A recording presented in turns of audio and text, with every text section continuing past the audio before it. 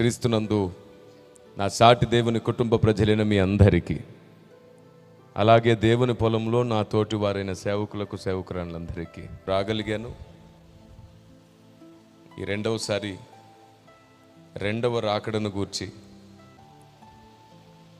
ఇక మీ మధ్యలోనికి రావడానికి ఒక అరగంట ముందు, అంటే 8:30 గంటలకు WCM సెక్రటరీ నుండి నా దగ్గరకు ఒక పోస్టర్ వచ్చింది.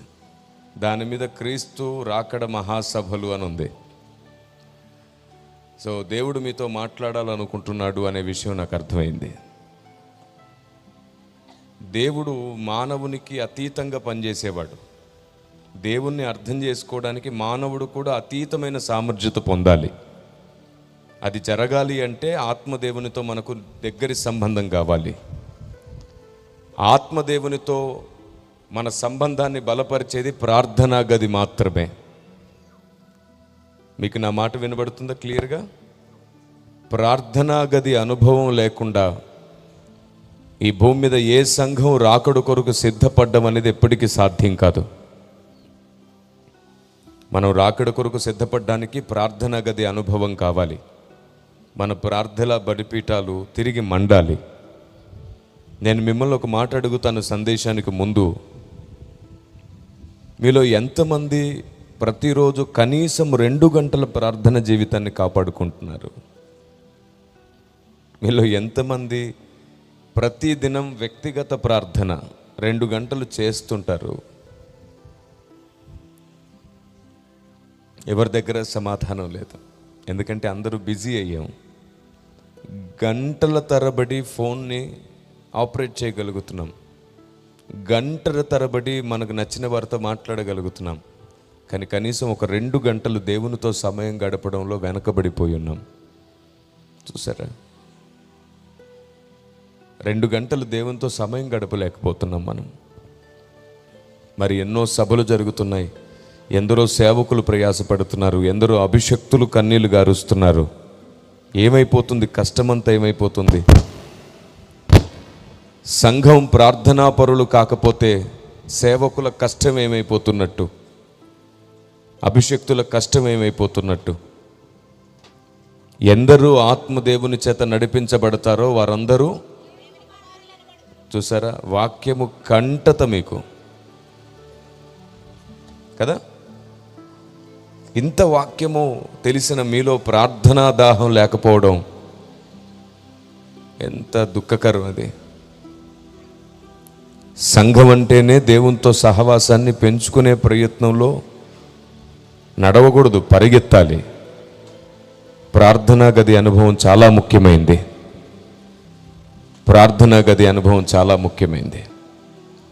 సో మీ అందరికీ ఇంకొక మాట చెప్తున్నాను. నేను చాలా విశేషమైన సంగతులు మీతో పంచుకుంటున్నాను కాబట్టి మీరు పదే పదే మీ పిల్లలతో సమయం గడుపుతూ, మీ పిల్లలతో ఆడిపాడుతూ ఉంటే మీ వల్ల, మీ పిల్లల వల్ల, మీ చుట్టూ ఉన్న వాళ్ళు వాక్యం వినకుండా డిస్టర్బ్ అవుతూ ఉన్నారు. సో WCM టీం ఇక్కడ ఉన్నారు కాబట్టి మీరు కొంచెం ఈ మీటింగ్లో బాధ్యత వహించండి నాన్న. ఎవరైనా మాట్లాడుతుంటే వారికి జ్ఞాపకం చేయండి, ఇది జాతర కాదు, తిరణాలు కాదు, దేవుని సన్నిధి, దేవుని వాక్యము వినబడే వేదిక. ఎంత క్రమముగా, ఎంత మర్యాదగా ఇక్కడ ఉండాలో వారికి ఒకసారి జ్ఞాపకం చేస్తూ ఉండండి. సంఘంలో క్రమశిక్షణ లోపిస్తే ప్రార్థన దాహం పోతుంది. మళ్ళీ చెప్తున్నాను, సంఘంలో క్రమశిక్షణ లోపిస్తే ప్రార్థన దాహం పోతుంది. రెండోది, సంఘంలో ఒకరి మీద ఒకరికి గౌరవం పోతే ప్రార్థన మనస్సు లేకుండా పోతుంది. మూడవది, దేవుని చిత్తమేదో అదే భూమి మీద జరగాలి అనే కోరిక నీకు లేకపోయినా సరే నువ్వు ప్రార్థన చేయలేవు. కేవలం నీకు అవసరమైనప్పుడు మాత్రమే నువ్వు ప్రార్థనలు చేస్తావు. విచిత్రం ఏమిటంటే ప్రార్థన మన అవసరతలు తీర్చుకునేది కాదు. ప్రార్థన దేవునితో మన సహవాసాన్ని, బంధాన్ని బలపరుచుకునేది. మనం దేవుని సన్నిధిలో ఎంత ఎక్కువ సమయం గడిపితే అంత ఎక్కువగా రూపాంతర అనుభవంలోనికి మనం వెళ్ళగలుగుతాం. రూపాంతర అనుభవంలోనికి మనం వెళ్ళగలుగుతాం. దేవునితో ఎక్కువ సమయం గడపడం చాలా ముఖ్యం. ఎక్కువ సమయం దేవునితో గడపాలి. అందుకు మన కోసం మనం, మన పరిస్థితులు, మన కష్టాల కోసం ఎడవకుండా నీ ధర్మశాస్త్రమందు ఆశ్చర్యమైన సంగతులు చూచున్నట్లు నా కన్నులు తెరువుము అని బ్రతిమాలుతూ దేవుని వేడుకోవాలి. మీరు ఆయన చిత్తమును గూర్చి, ఆయన రాజ్యమును గూర్చి ఎక్కువగా కన్నీళ్లు గార్చి ప్రార్థించేవారైతే ఆయనే స్వయంగా మీ స్నేహితుడై మిమ్మల్ని నడిపించడం ప్రారంభిస్తాడు. యోహాను సువార్త 15వ అధ్యాయము 15వ వచనం. గడిచిన సారి మీ మధ్యలోనికి వచ్చినప్పుడు నేను మాట్లాడడం ఆపలేదు. సేవకుడు క్రమశిక్షణ అంటే అదే. సేవకుడు మాట్లాడడం ఆపినాకే చదవాలి. Okay, right. గడిచిన సారి నేను మీ మధ్యలోనికి వచ్చినప్పుడు ఈ వచనం మీదే నేను మీతో మాట్లాడాను. మీకెవరికైనా జ్ఞాపకం ఉందా? నేను మీ మధ్యలోనికి వచ్చి 1.5 సంవత్సరం గడిచినట్టుంది. సంవత్సరమేనా? 9 months? 9 months గడిచింది. 9 months బ్యాక్ నేను మీ మధ్యలోనికి వచ్చినప్పుడు ఇదే వచనం మీతో మాట్లాడాను. యోహాను సువార్త 15వ అధ్యాయం 15వ వచనం. దాసుడు తన యజమానుడు చేయుదాన్ని ఎరుగడు గనుక, దాసుడు తన యజమానుడు చేయుదానిని ఎరుగడు గనుక ఇక మిమ్మల్ని దాసులని పిలవక స్నేహితులని పిలుచుచున్నాను. దేవుడు చేసేదేమిటో మనకు తెలిస్తేనే మనం ఆయనకు స్నేహితులుగా ఉండగలుగుతాం. ఆయన చేయనదేమిటో మనకు తెలియకపోతే మనం దాసులుగా మిగిలిపోతాం. నేను మిమ్మల్ని ఒక మాట అడుగుతున్నాను, మీరు దేవునికి స్నేహితులు అవుతారా, దాసులుగా మిగిలిపోతారా? స్నేహితులు అవ్వాలి అంటే ఖచ్చితంగా మీరు చేయాల్సిన పని దేవుడు చేయనదేమిటో మనకు తెలియాలి. సరే, రాకడను గుర్చే మాట్లాడుతున్నాం కాబట్టి రాకడను గుర్చే కొన్ని మాటలు ఆలోచిద్దాం. ఇటు చూడండి ఒకసారి. హలో, మీకు తెలుసా, ఒక ముఖ్యమైన మాట వినబడుతున్నప్పుడు అటు ఇటు దిక్కులు చూస్తున్నాము అంటే దౌర్భాగ్యానికి దగ్గరగా ఉన్నామని అర్థం, భక్తిహీనతకు దగ్గరగా ఉన్నామని అర్థం. తెలుసా మీకు? పదే పదే దిక్కులు చూడడం, ఎవరు కదిలినా అటువైపు చూడడం మంచి లక్షణం అస్సలు కాదు. స్కూల్లో నేర్పిస్తుంటారు మనకి, ఎవరైనా ముందుకు వస్తుంటే వెనక్కి తిరిగి చూడొద్దు అని నేర్పిస్తుంటారు. అలాగే ఒక ముఖ్యమైనది, విలువైనది వింటున్నప్పుడు అటు ఇటు దిక్కులు చూడడం మంచి లక్షణం అయితే కాదు. ఇంతసేపు ఎదురు చూసింది దేవుని వాక్యం కొరకే కాబట్టి మీ దృష్టి సూటిగా సరిగా ఉండేటట్లు చూసుకోండి. అటు ఇటు చూడకుండా ఇటువైపే దృష్టి నిలపండి. ప్రతి మాట శ్రద్ధగా వినండి. దేవుడు చేయనదేమిటో తెలియనంత వరకు సంఘము బుద్ధి లేని సంఘంగానే మిగిలిపోయే ప్రమాదం ఉంది. ఇప్పుడు ఆయన చేయనదేమిటో మనం తెలుసుకోవడానికి రాకడ అనే టాపిక్ మీద మాట్లాడుకుంటున్నాం కాబట్టి కొన్ని విషయాలు రాకడను గురించి ఆలోచన చేద్దాం. మీరు చెప్పండి, క్రీస్తురు రాకడ ఎవరికైనా తెలుస్తుందా? దినము కానీ గడియ కానీ తెలియదు. పరలోకమందున్న తండ్రియే తప్ప దాని గురించి ఏ నరుడు తెలుసుకోలేదు, ఏ నరుడికి తెలియదు. సరే, ఆయన రాకడ ఎలా వస్తుంది ఈ లోకంలోకి? ఆయన ఎలా వస్తానన్నాడు ఈ భూమి మీదకి? తెలిసి వస్తాడా, తెలియక వస్తాడా? అయితే ఎలా వస్తాడంట? గట్టిగా, దొంగవలే. అయితే నేను మీతో ఒక మాట చెప్పాలనుకుంటున్నాను. క్రీస్తు రాకడ సంఘం పైకి దొంగవలే రాదు. విన్నారా నేనేం చెప్పాను? క్రీస్తు రాకడ సంఘం పైకి దొంగవలే రాదుగాక రాదు. కిరణ్ పాల్ గారు అంత మాట అన్నారేమిటి? సరే, తెస్సలోనికీయులకు రాసిన పత్రిక మొదటి పత్రిక 5వ అధ్యాయము 1 నుండి చూస్తారా? సహోదరులారా, తెస్సలోనికీయులకు రాసిన పత్రిక మొదటి పత్రిక 5వ అధ్యాయం 1 నుంచి చదువుతున్నారు చూడండి. సహోదరులారా, ఆ కాలములను గూర్చియు ఆ సమయములను గూర్చి మీకు రాయనక్కరలేదు. రాత్రివేళ దొంగ ఎలాగు వచ్చునో అలాగే ప్రభు దినం వచ్చినని మీకు బాగుగా తెలియను. ఇప్పుడు ఇక్కడ ఏమని రాయబడింది? దొంగ వల్లనే ఆయన వస్తాడని ఉంది కదా అని మీరు ఈ వచనాన్ని బట్టి నన్ను అడగొచ్చు. గుర్తుంచుకోండి, ఎప్పుడైనా సరే ప్రత్యక్షత అంటే రెవల్యూషన్ థియాలజీని డిఫెన్స్ చేయదు, అంటే థియాలజీతో విభేదించదు, థియాలజీని కలుపుకుంటూ పోతుంది ప్రత్యక్షత. Praise the lord. అక్షర జ్ఞానాన్ని ఆత్మజ్ఞానము తృణీకరించదు, కానీ అక్షర జ్ఞానము కంటే మించి ఆత్మ జ్ఞానము ఉన్నది అనే విషయం మనకు తెలియజేస్తుంది. Praise the Lord. థియాలజీ అనే ఫండమెంటల్ మనకు చాలా అవసరం. థియాలజీని ఎప్పటికీ ప్రత్యక్షత, దేవుని ఆత్మ ప్రత్యక్షత, దేవుని మర్మం, దేవుని జ్ఞానం ఎప్పుడు తృణీకరించదు. కానీ థియాలజీని సపోర్ట్ చేస్తూనే స్పిరిచువాలిటీని పెంచే ప్రయత్నం చేస్తుంది దేవుని ప్రత్యక్షత. అందుకే పౌలు భక్తుని ప్రార్థన, ప్రత్యక్షత గల మనస్సు దేవుడు మీకు అనుగ్రహించాలి అని నేను ప్రార్థన చేస్తున్నాను అంటాడు. ఈ కారణం చేత ఆయన దొంగవలే ఈ భూమి మీదకి వస్తాడు అనేదాన్ని నేను కాదనట్లా. నేను అన్నదేమిటో మీరు విన్నారా? సంఘంపైకి ఆయన దొంగవలే రాడు అన్నానే కానీ ఆయన దొంగవలే ఈ భూమి మీదకి రాడు అనలేదు. దొంగ చెప్పకుండా వచ్చేస్తాడు, ఆయన కూడా అలాగే హఠాత్తుగా వచ్చేస్తాడు. ఆ దినము ఆ గడియ మనకు తెలియదు, నిజమే. కానీ సంఘంపైకి ఆయన హఠాత్తుగా రాడు. ఎందుకంటే అదే అధ్యాయంలో మీరు 4వ వచనం చదవడం మర్చిపోయారు. ఇప్పుడు ఆ 4వ వచనం కూడా మీ ధ్యానంలో ఉంటే మన నమ్మకాలు ఇలా ఉండేవి కాదు.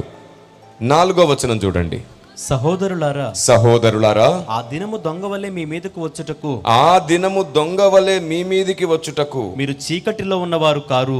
ఇప్పుడు చెప్పండి, సంఘం పైకి ఆ దినము దొంగవలే వస్తుందా? చెప్పరేంటండి? ఎవరి మీదకి వస్తుంది? మీరు సరిగ్గా వినలేదు, మళ్ళీ చదువునానా.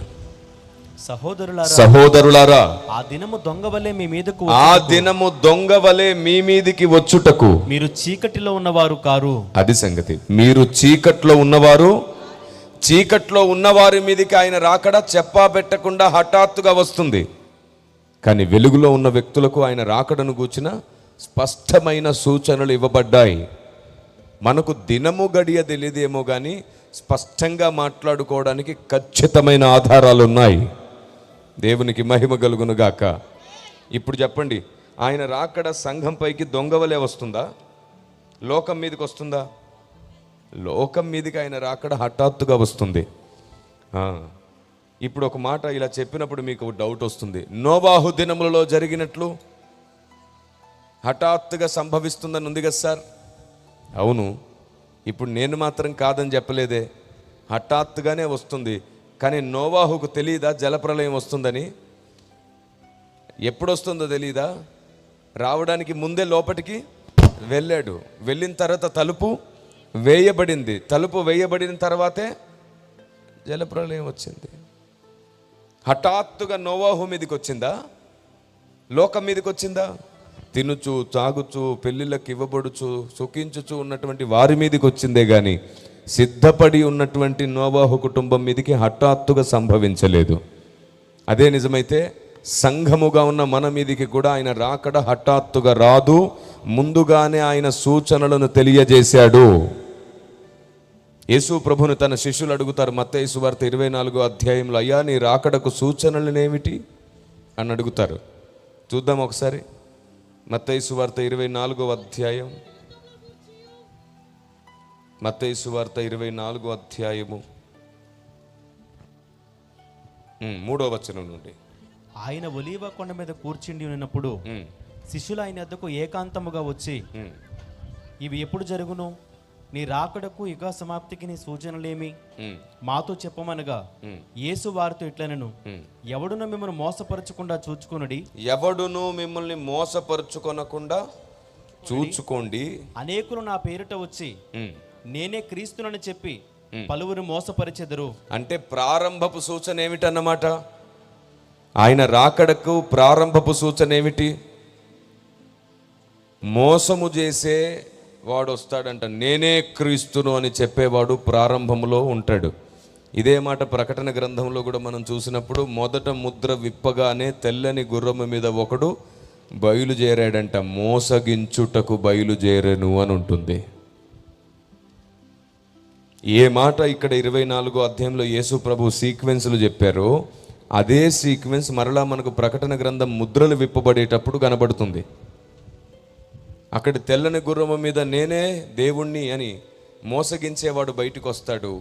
ఇక్కడేమో నేనే క్రీస్తునని మోసగించేవాడు మొదట ప్రవేశపెట్టబడతాడంట, మొదట బయలుపరచబడతాడంట. కాబట్టి ప్రకటన గ్రంథమును గూర్చినటువంటి లేదా ఆయన రాకడను గూర్చినటువంటి స్పష్టమైన జ్ఞానాన్ని దేవుడు ముందుగానే బయలుపరిచాడు. అవును, నేను ఒక మాట అడుగుతాను, ఆయన రాకడ ఉదయం వస్తుందా, సాయంత్రం వస్తుందా, మధ్యాహ్నం వస్తుందా అని అడిగితే మీరేమంటారు? చెప్పరేంటండి? ఆయన రాకడ ఉదయం వస్తుందా, మధ్యాహ్నం వస్తుందా, సాయంత్రం వస్తుందా అని అడిగితే మీరేమంటారు చెప్పనా? అసలు ఆ దినము కానీ ఆ గడియ కానీ తెలియదు అని చెప్పబడితే మీరేంటి కిరణ్ సార్ అలాగ అడుగుతారు అని మీరు అంటారు ఖచ్చితంగా కదా. కానీ వాస్తవానికి బైబిల్లో ఒక అద్భుతమైన విషయం రాయబడింది తెలుసా? బైబిల్ గ్రంథం ఒక ఖచ్చితమైన మాట చెప్తుంది. కొంచెం ఆ ఫ్యాన్ అటు పెట్టి, పేపర్స్ అన్నీ ఎగిరిపోతుంది.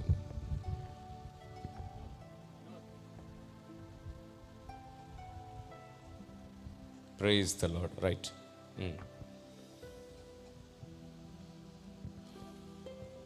చాలు.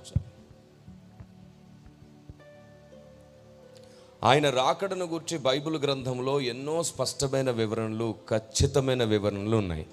వాటన్నిటిని మనం ఒక్కొక్కటిగా తెలుసుకుందాం ఈరోజు. పరిశుద్ధాత్మ దేవుడు స్వయంగా మనతో మాట్లాడునుగాక. ఆమేన్. దీనికంటే ముందు నేను ఒక వచనం చదివిస్తాను, చూడండి ఒకసారి. ఇర్మియా గ్రంథం 9:24.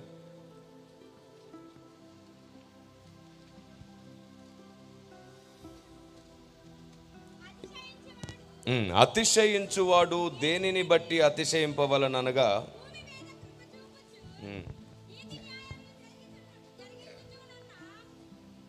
యెహోవాను నేనే అని నన్ను పరిశీలనగా తెలుసుకున్న బట్టి అతిశయించుచున్నాను. ఏమిటంటండి?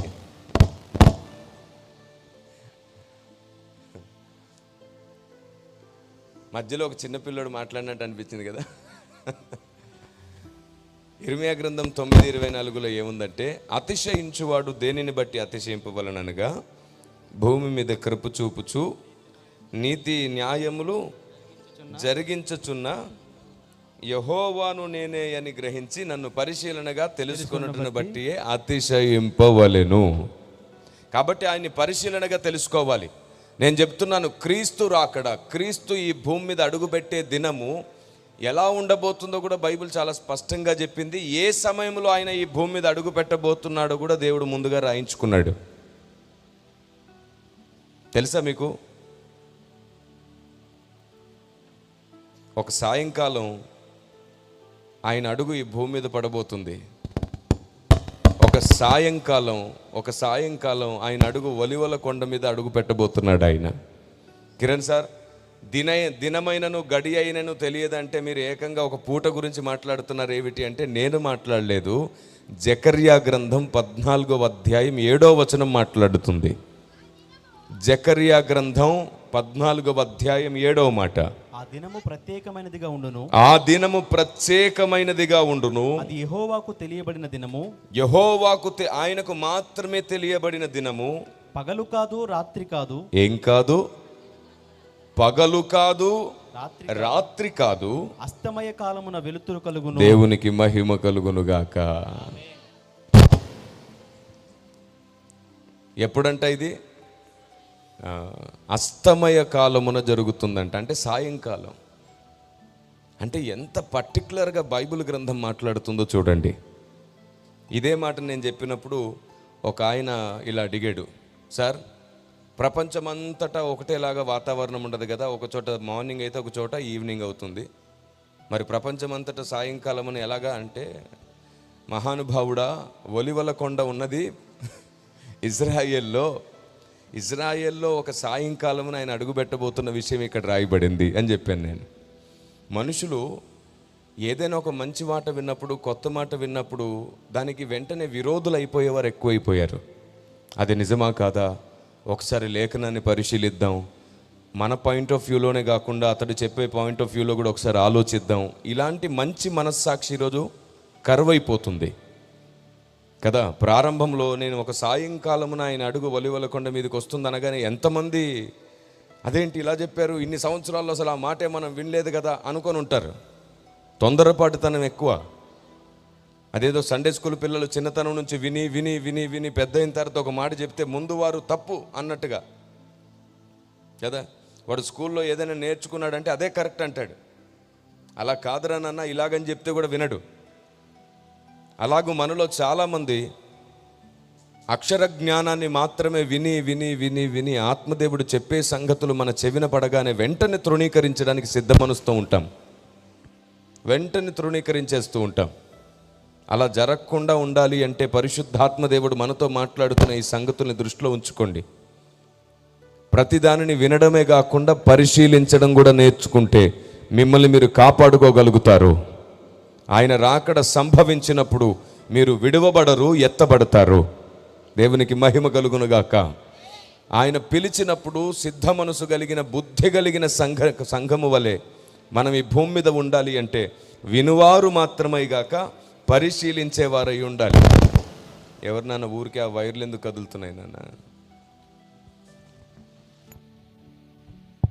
Praise the lord. రైట్, ఓకేనా? వినువారు మాత్రమై ఉండక పరిశీలించేవారై ఉండాలి. ఈ భూమి మీద పరిశుద్ధాత్మ దేవుడు మనల్ని పరిశీలనకు సిద్ధపరుస్తున్నాడు. ఎందుకంటే మనల్ని సత్యం నుండి సర్వసత్యంలోనికి తీసుకుని వెళ్ళాలనుకుంటున్నాడు. రాకడను గూర్చి ఎన్నో వివాదాలు ఈరోజు ప్రపంచంలో ఉన్నాయి. ప్రతి వ్యక్తి సిద్ధాంతమును ఆధారం చేసుకొని మాట్లాడుతున్నాడు. శిష్యత్వం కలిగి ఒకసారి మోకరించి చూడండి, ఆత్మదేవుడే స్పష్టంగా మాట్లాడడం ప్రారంభిస్తాడు. అయితే ఈ భూమి మీద ఎన్ని సత్యములైనా సరే మన చెవికి సత్యముగా అనిపించకుండా ధర్మ విరోధమైన ఆత్మ ఒకటి పనిచేస్తుంది. ఏమిటంట? ధర్మ విరోధమైన ఆత్మ. ఎన్ని చూపించినా, ఎన్ని ఆధారాలు చూపించినా, నేను పట్టుకున్న కుందేలుకి 3 కాళ్ళు అని వాదించేదే ఎక్కువైపోయారు. మీరు చెప్పండి, సంఘం ఎత్తబడేది ఎప్పుడు? మొదటి ముద్ర విప్పబడినప్పుడు ఎత్తబడుతుందా? చివరి బోర మోగినప్పుడు ఎత్తబడుతుందా? కడబూరం రోగితే ఎత్తబడుతుందా? మొదటి ముద్రకే ఎత్తబడిపోతుందా? కదా. మరి కడబూర కంటే ముందు కష్టాలు, సమస్యలు, ఇబ్బందులు ఏమి లేవా మధ్యలో? మొదటి ముద్ర విప్పబడింది మొదలుకొని ప్రపంచంలో శ్రమలు ప్రారంభమవుతున్నాయి, సమస్యలు ప్రారంభమవుతున్నాయి. మొదటి బూర, రెండవ బూర, ఈ బూరల సంగతి కూడా మీరు చూడండి. చివరి బూరకు ముందు 6 బూరలు ఊదబడుతున్నప్పుడు కూడా భూమి మీద సమస్యలు ఉన్నాయి. అంటే సమస్యలు భూమి మీద ఉన్నప్పుడు సంఘం భూమి మీద ఉంటుందనా లేదా? మరి ఇంత చక్కగా బైబిల్ మాట్లాడుతుంటే శ్రమలు రాకమునిపై మనం ఎత్తబడతామనే ఆలోచన ఎందుకు వచ్చింది ప్రపంచానికి?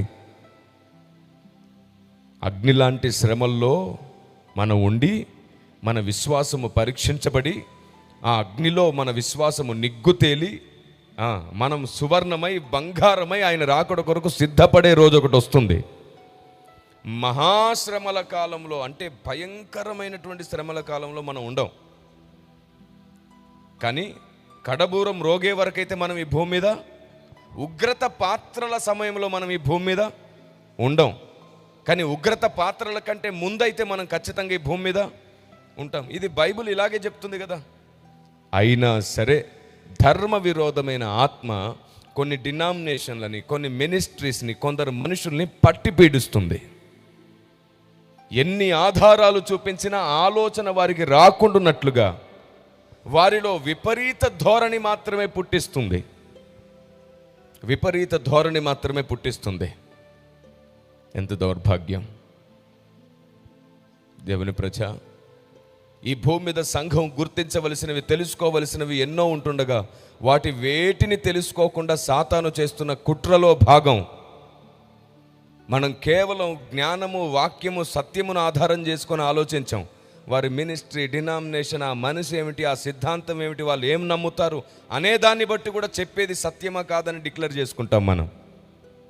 నేను మిమ్మల్ని మీకు అర్థమయ్యేటట్లు ఒక మంచి పని చేస్తాను. ఒక 4 పిల్లలు రండి నాన్న, WCM టీం రండి అన్న, టీషర్ట్స్ వేసుకుంటారు, కమన్ కమన్, ఒకే వరుసలో ఉంటారు, చక్కగా ఉంటుంది, రండి. హలో, చాలా తప్పది. కొంచెం అవకాశం ఇస్తే వెంటనే ముచ్చట్లాడేస్తారే. రైట్, చూడండి ఒకసారి ఈ 4 ఒకసారి మనం చూద్దాం. ఈ 4 మినిస్ట్రీస్ అనుకోండి. కనబడుతున్నారా ఈ 4 మీకు? ఈ 4 మినిస్ట్రీస్, 4 డినామినేషన్లు అనుకోండి. ఏం పేర్లు పెడదాం వీళ్ళకి? ఒక డినామినేషన్ పేరు అనకుండా కొన్ని పేర్లు పెట్టేద్దామా? మరి ఏ పేరు పెట్టినా ఇంకొందరు మిగిలిపోతారుగా. కాబట్టి ఏ పేరు పెట్టకుండా ఒక 4 డినామినేషన్లు అంటే నష్టమే లేదు. 4 మినిస్ట్రీస్, 4 డినామినేషన్లు అనుకోండి. ఒక్కొక్కరు ఒక్కొక్క రకమైన సిద్ధాంతాన్ని నమ్ముతున్నారు. అవునా? రైట్. ఉదాహరణకు చెప్తాను. ఈయన రోమన్ క్యాథలిక్ అనుకోండి. సరేనా? ఈయన రోమన్ క్యాథలిక్ అనుకోండి. ఎవరు? హలో చెప్పరేంటండి? రోమన్ క్యాథలిక్ అనుకోండి. ఇప్పుడు క్రైస్తవ సమాజంలో రోమన్ క్యాథలిక్ అనగానే ఒక అభిప్రాయం ఉంటుంది. ఏమిటి?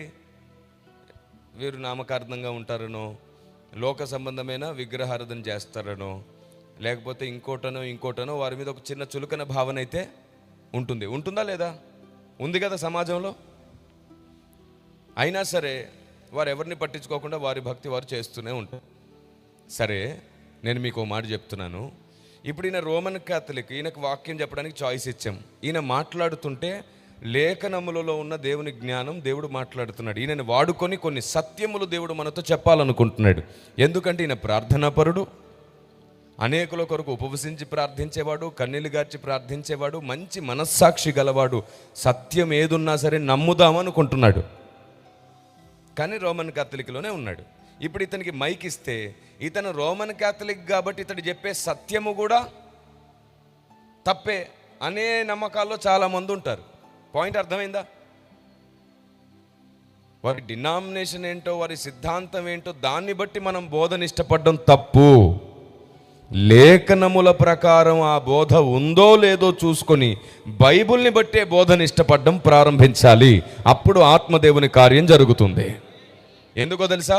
ప్రతి మినిస్ట్రీలో, ప్రతి డినామినేషన్లో భక్తులు ఉన్నారు. కన్నీళ్లు కార్చి దేవుని కొరకు నిలబడిన వాళ్ళు ఉన్నారు. సువార్త చెప్పి ఆత్మల రక్షణ కొరకు ప్రాణం ఇచ్చిన వారు ఉన్నారు. Praise the Lord. సరే, ఈయన కాదు. ఇప్పుడు ఈయన తీసుకుందాం. ఈయన పెంతుకోస్తా అనుకోండి. ఈయన పెంతుకోస్తా అనుకోండి.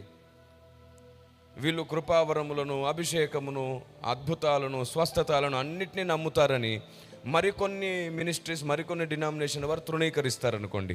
ఇప్పుడు ఈయనను వాడుకొని దేవుడు మనకి ఏదైనా నేర్పించాలనుకుంటున్నాడు. అవి లేఖనములతో చూస్తే సత్యములే, కానీ వీరు నమ్మే కొన్ని సిద్ధాంతాలను బట్టి వీరు ఇది నమ్ముతారు కాబట్టి ఇప్పుడు వీళ్ళు చెప్పేదంతా తప్పే అనేటువంటి మనస్సు సాతాను పుట్టిస్తున్నాడు. అందుకే నేనేం చెప్తున్నానంటే, ప్రతి డినామినేషన్లో, ప్రతి మినిస్ట్రీలో కొన్ని సత్యములు ఉన్నాయి, మార్చుకోదగిన సంగతులు కూడా ఉన్నాయి, పొరపాట్లు ఉన్నాయి, సత్యములు కూడా ఉన్నాయి.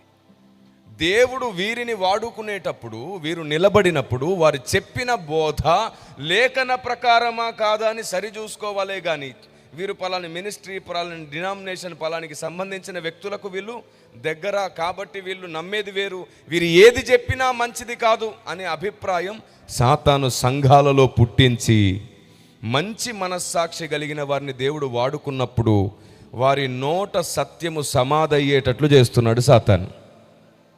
అర్థమైందా మీకు? ఇలాగో వీళ్ళు ఒక్కొక్కరు ఒక్కొక్క డినామినేషన్, ఒక్కొక్క మినిస్ట్రీ అయితే వారిని దేవుడు వాడుకునేటప్పుడు, వారిని దేవుడు నిలబెట్టినప్పుడు మనం ఏం చేద్దాం?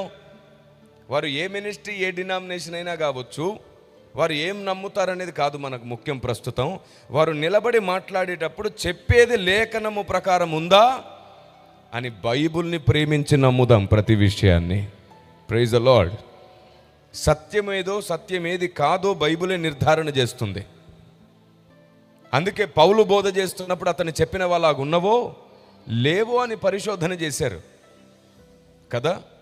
అంతేగాని పౌలు ఏ సంబంధి, పౌలు ఎవరికి సంబంధి, పౌలు ఏం నమ్ముతాడు, ఏం నమ్మడు, ఇవన్నీ పట్టించుకున్నారా? దేవుని ప్రజ, ఒక వ్యక్తిని ఆత్మదేవుడు వాడుకుంటున్నప్పుడు కొన్నిసార్లు సిద్ధాంతాలకు వేరుగా ఆయన తన మనస్సును మాట్లాడింపజేస్తాడు. వారి మినిస్ట్రీస్లో ఉన్నటువంటి నమ్మకాలకు వేరుగా ఆత్మదేవుడు వారిలోంచి కొన్ని సత్యములు మాట్లాడతాడు.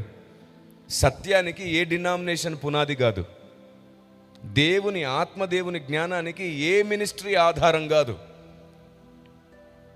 సిద్ధాంతాలు ఒక్కొక్కరు ఒక్కొక్క విధముగా నమ్మడం ప్రారంభించారు, కానీ వాస్తవానికి బైబుల్ ఏం నమ్ముతుందో, బైబుల్ ఏం చెబుతుందో దాన్ని మనం అందరము నమ్మి వెంబడించ బద్ధులమై ఉన్నాం. ఆమేన్. ఏ మనుషుడు బైబిల్కి వేరుగా ఏమీ చేయలేడు. Thank you. ఇప్పుడు మీకు అర్థమైంది కదా? ఇప్పుడు చెప్పండి, మనం నమ్మే నమ్మకాలు ఎవరికి ఉంటాయో వారే నా వారు అనుకోవడం తప్పా కాదా? మనం నమ్మే నమ్మకాలు ఎవరికుంటే వారితోనే ఉందాం, వారే మన వాళ్ళు అనుకోవడం తప్పు. ఎందుకంటే కొన్నిసార్లు మనం నమ్మిందే తప్పైతే, మనం నమ్మి వెంబడిస్తుందే పొరపాటైతే అసలుకే సమస్య వచ్చేస్తుంది. అందుకే నాదే నిజం అనే నినాదం చావాలి. ఏది నిజం అనే పరిశీలనాత్మక నినాదాన్ని మనం అందరి ముందు ఉంచాలి. అప్పుడే ఈ భూమి మీద సంఘం జ్ఞానంతో నింపబడుతుంది. కాబట్టి నిలబడి మన ముందు ఎవరు మాట్లాడుతున్నారనేది కాదు ముందు మనం ఆలోచించాల్సింది. మాట్లాడుతున్న టాపిక్, మాట్లాడుతున్న సంగతి బైబిల్ సపోర్ట్ చేస్తుందా లేదా అని మాత్రమే ప్రారంభంలో చూడాలి. అలాంటి సంఘం ఆత్మదేవుని స్వరాన్ని వినగలిగే నిజమైన శిష్యులు అవుతారు. ఆమేన్. మీరు చెప్పండి, మిమ్మల్ని విశ్వాసులుగా ఉండిపోమన్నదా లేఖనం శిష్యులు అవ్వమంటుందా? మీకు తెలుసా, భూదిగంతములకు వెళ్ళి శిష్యులను చేయుడని రాయబడింది, కానీ విశ్వాసులను చేయుడని. శిష్యుడైతేనే నిజమైన విశ్వాసిగా ఉండగలుగుతాం. ఎందుకంటే శిష్యుడు అంటే ఆల్రౌండర్. శిష్యునిలో విశ్వాసి ఉంటారు, శిష్యునిలో సేవకులు ఉంటారు, శిష్యునిలో దాసుడు ఉంటాడు, శిష్యునిలో స్నేహితుడు ఉంటాడు, శిష్యునిలో రాబోయే కాలపు నాయకుడు ఉంటాడు. శిష్యుడు అంటే ఆల్రౌండర్. ఒక మాట చెప్పాలంటే శిష్యుడంటేనే నిజమైన భక్తుడు. నిజమైన భక్తి శిష్యత్వంతోనే ప్రారంభమవుతుంది. తొందరపడి నోరు జారి ఆవేశంగా ప్రవర్తించేవాడు కాదు శిష్యుడు. శిష్యునికి తగిన నోరు, శిష్యునికి తగిన మనస్సు గలవాడై ఉంటేనే శిష్యత్వం. అది మనకు దేవుడు మన స్వభావాన్ని సమాధి చేయడంతో నేర్పిస్తాడు. అవును, మన మనస్సును, మన ప్రాచీన స్వభావాన్ని సిలువ వేయమని బైబిల్ సెలవిస్తుంది. అయితే బైబిల్ ఇంకో మాట అంటుంది, లోకానికి మనం చావాలంట, మనకు లోకం చావాలంట. అది జరగడం ఎంత ముఖ్యమంటే పౌలు భక్తుడే ఈ మాట ప్రస్తావిస్తారు, లోకానికి నేను, నాకు లోకం సిలువ వేయబడి ఉన్నది. సిలువ వేయబడి ఉన్నది. మీరు చెప్పండి, ఆదివారం మిమ్మల్ని పెళ్ళిళ్ళకు పిలిస్తే మీరు ఆదివారం మందిరాన్ని ఎగ్గొట్టి దేవుని సన్నిధిలో ఉండకుండా పెళ్ళిళ్ళకి వెళ్తున్నారా లేదా? అంటే మీకు లోకం ఇంకా చావలేదు, మీరు కూడా లోకానికి ఇంకా చావలేదు. ఆదివారం పెళ్ళిళ్ళకు, ఫంక్షన్లకు మీరు ఈజీగా దేవుని సన్నిధిని ఇడిచిపెట్టి వెళ్ళిపోతున్నారు. అసలు ఈ రోజు దేవుని సన్నిధిలో నేను ఉండాలి అనేటువంటి భయం కూడా లేకుండా తినుచు, తాగుచు, సుఖించుచు, ఆనందిస్తూ ఉన్నవారు చాలామంది. ఆదివారం మందిరం మానుకొని ఇంట్లో ఉండడమా? లేదా ఆదివారం మందిరం మానుకొని ఫంక్షన్లో ఉండడమా? ఆదివారం దేవుని సన్నిధిని మానుకొని పెళ్ళిళ్ళకు వెళ్ళడమా? మరి ఎలా సార్? వెళ్ళకపోతే బంధువులు బాధపడతారుగా. సరే, నేను నిన్న ఒక మాట అడుగుతాను. వారు ఏదైనా పూజ పెట్టుకున్నప్పుడు, నువ్వేదైనా ఫంక్షన్ పెట్టుకుంటే వాళ్ళు విడిచిపెట్టి వస్తారా? ఇది అయిపోయే వరకు మేము రాకూడదు అని మీ పెళ్ళైనా, మరి వారికి ఉన్నంత భక్తిలో భయము మనకెందుకు లేదు? చెప్పనా ఎందుకు లేదో? మనం నిజమైన తల్లి, నిజమైన తండ్రి అయిన దేవుని ఒళ్ళోకి వచ్చేసాం కదా, గారాభం ఎక్కువైపోయింది. ఏం ఎక్కువైంది? గారాభం ఎక్కువైంది. లోకాన్ని చూడండి, వారు భక్తి విషయంలో ఎంత ఖచ్చితంగా నిష్ఠగా ఉన్నారో. ఈరోజు సంఘం చూడండి, వెళ్ళండి, పెళ్ళిళ్ళకు వెళ్ళాలి, ఫంక్షన్స్కి వెళ్ళాలి, వాళ్ళ చావులకు వెళ్ళాలి, వారిని పరామర్శించాలి, వారిని బలపరచాలి, కాదని కాదు. కానీ ఆ రోజు దేవునితో సమయం గడపాల్సిన టైం అయితే ముందు సమయం దేవునికిచ్చి ఆ తర్వాత మీరు పెళ్ళిళ్ళకి వెళ్ళండి. అంటారేమో, వెళ్ళేలోపు తాళి కట్టేస్తే ఎలా సార్? వెళ్ళేలోపు తాళి కట్టేస్తే ఎలా? నువ్వైతే చెయ్యి ఒకటి వేసి కట్టవుగా. వాడు కడుతుంటే ఆగాగు, నా చెయ్యితో నేను కూడా కట్టాలని నువ్వేమేవో, వాడే కడతాడు, కట్టని పాపం. కాదు సార్, మేము వెళ్ళేలోపు పెళ్ళి అయిపోతుంది. ఏం చేద్దాం? ఆ రోజు ఆదివారం. వాళ్ళు అడుగుతారు, ఏమిటండి ఇంత ఆలస్యంగా వచ్చారు అని.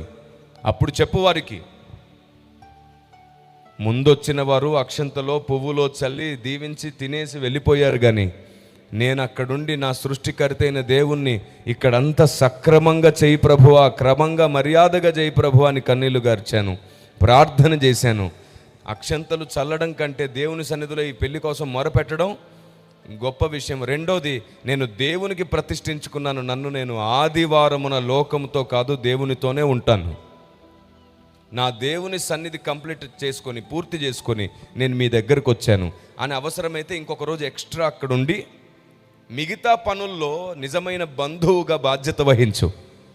ముందొచ్చి అక్షంతలో పువ్వులో చల్లి వెళ్ళిపోయిన వ్యక్తులనైనా సరే వాళ్ళు మర్చిపోతారేమో కానీ ఓ రాత్రి, ఓ పూట, ఓ దినం అక్కడే ఉండి మిగతా పనుల్లో సహాయపడ్డ నీ ప్రేమను మాత్రం వాళ్ళు మర్చిపోరు. ఇప్పుడు చెప్పండి, దేవునికి ప్రాధాన్యత ఇచ్చినా సరే బంధువులకు ప్రాధాన్యత ఇచ్చే అవకాశం ఉంది. కానీ బంధువులకు మాత్రమే ప్రాధాన్యత ఇచ్చి దేవునికి ప్రాధాన్యత ఇవ్వడం నీకు సాధ్యమయ్యే అవకాశం. కాబట్టి లోకానికి నువ్వు, నీకు లోకం ముందు సిలువ వేయబడాలి. లేకపోతే ఆత్మదేవుడు నీ నిష్టను లేదా నీ తీర్మానాన్ని చూసే అవకాశం ఉండదు. శద్రకు, మేషకు, అబేద్నెగోల మధ్యలో ఆయన 4వ వాడిగా నిలబడ్డాడు. ఎందుకని? వారి తీర్మానం, వారి రోషం, వారు కనుపరిచిన విశ్వాసం. దేవుడు మనతో ఉండాలంటే మనం తప్పకుండా కొన్ని ఖచ్చితమైనటువంటి సందర్భాల్లో కఠినమైన నిర్ణయాన్ని తీసుకోవాల్సి వస్తుంది. అలాంటి కఠినమైన నిర్ణయాలలో న్యాయం ఎలా చేయాలో కూడా నేర్పిస్తుంది బైబిల్. అంతేకాదు, ఈ రోజుకి సంఘానికి సహవాసం అని అంటే ఏమిటో పూర్తిగా మర్చిపోయింది సంఘం. మీకు తెలుసా సహవాసం అంటే ఏంటో? హలో, సహవాసం అంటే ఏంటో తెలుసా? ఇప్పుడు సహవాసం ఎలా ఉందో చెప్పనా?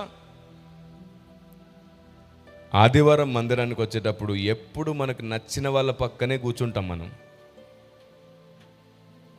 ఒకవేళ మనకంటే ముందు వాళ్ళు మందిరానికి వస్తుంటే వాళ్ళకి బైబిల్ ఇచ్చి పంపిస్తాం. నీ పక్కనే నా బైబిల్ పెట్టి స్థలం ఆపు, ఆపితే ఆపావు కానీ ఫ్యాన్ కిందే ఆపు. సహవాసం అంటే మీకు నచ్చిన వారి పక్కన కూర్చోవడం కాదు. సంఘంలో ఎంతమంది ఉన్నారో అంతమందితో మీకు సహవాసం ఉండి తీరాల్సిందే. అలాగంటే పురుషులు స్త్రీలతో, స్త్రీలు పురుషులతో కాదు. పురుషులు పురుషులతోనే సహవాసం చేయుడి, స్త్రీలు స్త్రీలతోనే సహవాసం చేయుడి. సంఘంలో ఎంతమంది స్త్రీలు ఉన్నారో, స్త్రీలారా మీరందరూ అందరితో సహవాసం చేయాలి. అది జరగాలంటే ఆదివారమున మీరు ఏం చేయాలంటే మందిరంలో ప్రతి ఆదివారం ఒకరి పక్కన ఒకరు మారుతూ ఉండాలి. ఒక బుక్ పెట్టుకోండి. ఎవరి పక్కన మీరు కూర్చుంటారో ఆరాధన అయిపోయిన తర్వాత వారి చేయి పట్టుకొని వారి విజ్ఞాపనలు తెలుసుకొని వారి కష్టాలు తెలుసుకొని వారి కోసం మీరు, మీకోసం వారు ప్రార్థన చేసుకోండి. ఒక పేపర్ మీద వారి పేరు, ఆ బుక్లో ఒక పేజ్ మొత్తం వారికి వదిలేసేయండి. వారి పేరు, వారి కుటుంబంలో ఉన్న వాళ్ళ పేరు, వారి కష్టాలు, సమస్యలన్నీ రాసుకోండి. ఆ చివరిలో పెన్సిల్తో విజ్ఞాపనలు రాయడం నేర్చుకోండి. అది ఎప్పుడైతే నెరవేరిపోతుందో ఆ పెన్నుతో నెరవేరిన లైన్ రాయండి, ఈ పెన్సిల్తో చేసేదేమో తుడిచేసేయండి. మళ్ళీ అక్కడ కొత్త విజ్ఞాపన పెట్టుకోవచ్చు. వారం అంతా కూడా మీరు వారి కోసమే ప్రార్థన చేయండి. వారం మొత్తం రోజు కనీసం 5 నిమిషాలు ఫోన్ చేసి మాట్లాడండి వారితో. మీరు చదివిన వాక్యం, మీరు విన్న వాక్యం పంచుకోండి. వేరే ఏ టాపిక్ మాట్లాడకండి. మరలా ఆదివారం వచ్చినప్పుడు వేరొకరి పక్కన కూర్చోండి. ఇలా అందరితో సహవాసం చేస్తే అందరూ ఒకటవుతాం, సాతాను ఒంటరైపోతాడు. అప్పుడు సహవాసమందును, ప్రార్థన చేయుట యందును, అపోస్తుల బోధ యందును, రొట్టె విరుచుట యందును ఎడతెగక ఉండిరి అనే మాట నెరవేరుతుంది. ఆమేన్. నిజమైన సహవాసం నీకు నచ్చిన వారి పక్కన కూర్చోవడం కాదు, సంఘముగా ఉన్న ప్రతి ఒక్కరితో నీ సహవాసం ఉండాలి. అప్పుడు సాతాను మీ మధ్యలో ఎన్ని గొడవలు పెట్టాలనుకున్నా అందరి కష్టాలు అందరికీ తెలుసు, అందరూ అందరికీ అర్థమై ఉంటారు. కాబట్టి ఎప్పుడు ఎలాంటి వివాదాలు మన మధ్యలో ఉండవు. సాతాను సిగ్గుపడతాడు, దేవుడు ఘనపరచబడతాడు. Praise the lord. మరి మీరేం చేస్తున్నారు? ఎప్పుడు మీకు నచ్చిన వారి పక్కనే కూర్చుంటున్నారా? అలాగైతే మీరు చేస్తుంది తప్పు. అది నిజమైన సహవాసం కాదు. సంఘంలో ఉన్న ప్రతి ఒక్కరితో ఎలాంటి తారతమ్య భేదం లేకుండా, ఎలాంటి ధనము అనే భేదం లేకుండా అందరూ క్రీస్తునందున్నటువంటి కుటుంబము వలె ఈ సహవాసమందు మీరుండగలిగితే రాకడకు మీరు సిద్ధపడగలుగుతారు. మీ మనసుల్లో ఉన్న చేదు వేరుని సాతాను నాటాడు, దాన్ని దేవుడు పెకలిస్తాడు. ఇంకొక అద్భుతమైన విషయం చెప్పనా? మీరు ఇలా అందరితో సంఘంలో సహవాసంలో ఉన్నప్పుడు ఒకరి నుండి ఒకరికి దేవుడు తన జ్ఞానము బోధింపజేస్తాడు. ఒకరి నుండి ఒకరు మనం దేవుని జ్ఞానం నేర్చుకుంటాం. ఆమేన్. ఇప్పుడు నేను ఇంకొక గొప్ప సంగతి చెప్తాను, వినండి. దేవుడు అనంత జ్ఞాని. ఆయనలో కొలవడానికే వీలు లేని, లెక్కించడానికే వీలు లేని విస్తారమైనటువంటి ఆలోచనలు ఉన్నాయి. అయితే దేవుడు తన జ్ఞానమంతా ఒక్కడికే బోధించడం కుదరదు. ఎందుకంటే ఏ నరుడి ఆయుష్కాలం అంతా సరిపోదు. దేవుణ్ణి పూర్తిగా నేర్చుకోవడం కొన్ని వందల వేల సంవత్సరాలుగా ఉన్న దేవదూతల వల్లే అవ్వట్లేదు. అలాంటిది నరుడు నేర్చుకోగలడా? అందుకే దేవుడు ఏం చేశాడో తెలుసా? ఒక్కడిలోనే తన జ్ఞానం పెడితే ఆ ఒక్కడు సమాధి అయినప్పుడు జ్ఞానం కూడా సమాధి అయిపోతుంది. కాబట్టి ఆయన తన జ్ఞానమును ఒక్కడిలోనే పెట్టకుండా అందరిలో పంచి పెట్టడం ప్రారంభించాడు దేవుడు. ఆమేన్. ఉదాహరణకి దేవుడు తన జ్ఞానాన్ని 10 మందికి పంచాడు అనుకోండి. నేను 11వాన్ని. ఇప్పుడు ఆ 10 మంది దగ్గర నేను నేర్చుకోవడం నా ఆయుష్కాలం మొత్తంలో ఈజీ అవుతుంది. అవునా కదా? కదా. నేను ఆ 10 మంది దగ్గర ఉన్న జ్ఞానాన్ని కూడా నేర్చుకుని నా దగ్గర ఉన్న జ్ఞానంతో కలిపి ఇప్పుడు నా దగ్గర ఎన్ని ఉన్నాయి? 11 విధముల దేవుని జ్ఞానం నా దగ్గర ఉంది. ఇప్పుడు చెప్పండి, ప్రపంచానికి అవసరమైన వ్యక్తిగా ఉండాల్సి వస్తే ఎవరుంటారు? ఆ 10 మంది దగ్గర ఒక్కొక్కటే ఉంది. వారు ప్రపంచానికి వాడబడతారా? ఆ 10తో కలిపి నాది కూడా నా దగ్గరే ఉంది. ఇప్పుడు ఈ 11 విధములైనటువంటి దేవుని జ్ఞానం అర్థం చేసుకున్న నేను ప్రపంచవ్యాప్తంగా వాడబడతానా? వారి దగ్గర ఉన్న ఒక్కదాంతోనే వారు ఎవరి దగ్గర నేర్చుకోకుండా అలా ఉండిపోయారు, వారు వాడబడతారా? అంటే ప్రతిరోజు నేర్చుకుని ప్రతిరోజు మార్చుకునేవాడే ఈ ప్రపంచానికి మండుతున్న దీపం అవుతాడు. దేవునికి స్తోత్రం కలుగునుగాక. ప్రతిరోజు నేర్చుకుందాం, ప్రతిరోజు మార్చుకుందాం. అప్పుడు మాత్రమే మనం మండుతున్న దీపం అవుతాం, అనేకులకు వెలుగవుతాం. దేవునికి స్తోత్రం. దేవుని గూర్చిన జ్ఞానం నేర్చుకోకుండా సంఘం సిద్ధపడిందంటే అబద్ధం. రాకడకు మనం సిద్ధపడడానికి దేవుని జ్ఞానం మనకు అవసరం. అదేంటో రాకడొచ్చేస్తుందని భయపడేవారు ఎక్కువైపోయారు. ఇప్పుడు యుద్ధాలు ప్రారంభమయ్యాయి కదా, ఇదిగో రాకడొచ్చేస్తుంది. ఇప్పుడే ఇంకా కాదు, టైం ఉంది, ఇంకా సమయం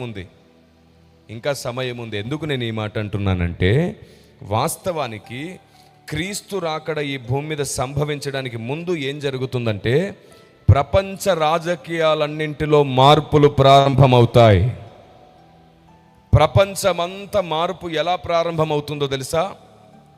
10 దేశాల పరిపాలన ఈ భూమి మీద ప్రారంభమవుతుంది.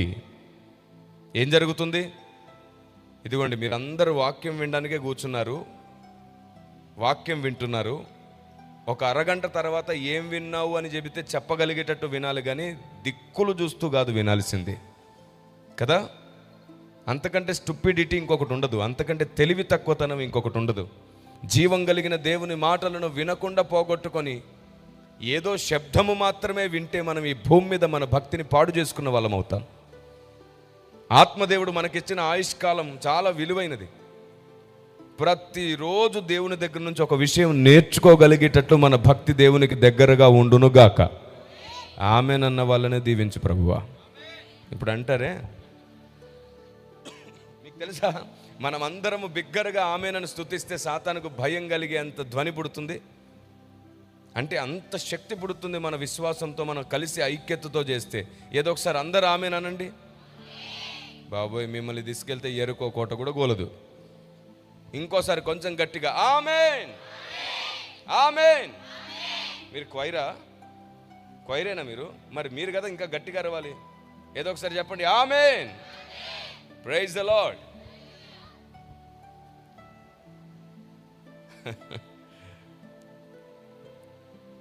ఏం చెప్తున్నాను? దేని గురించి మాట్లాడుతున్నాను?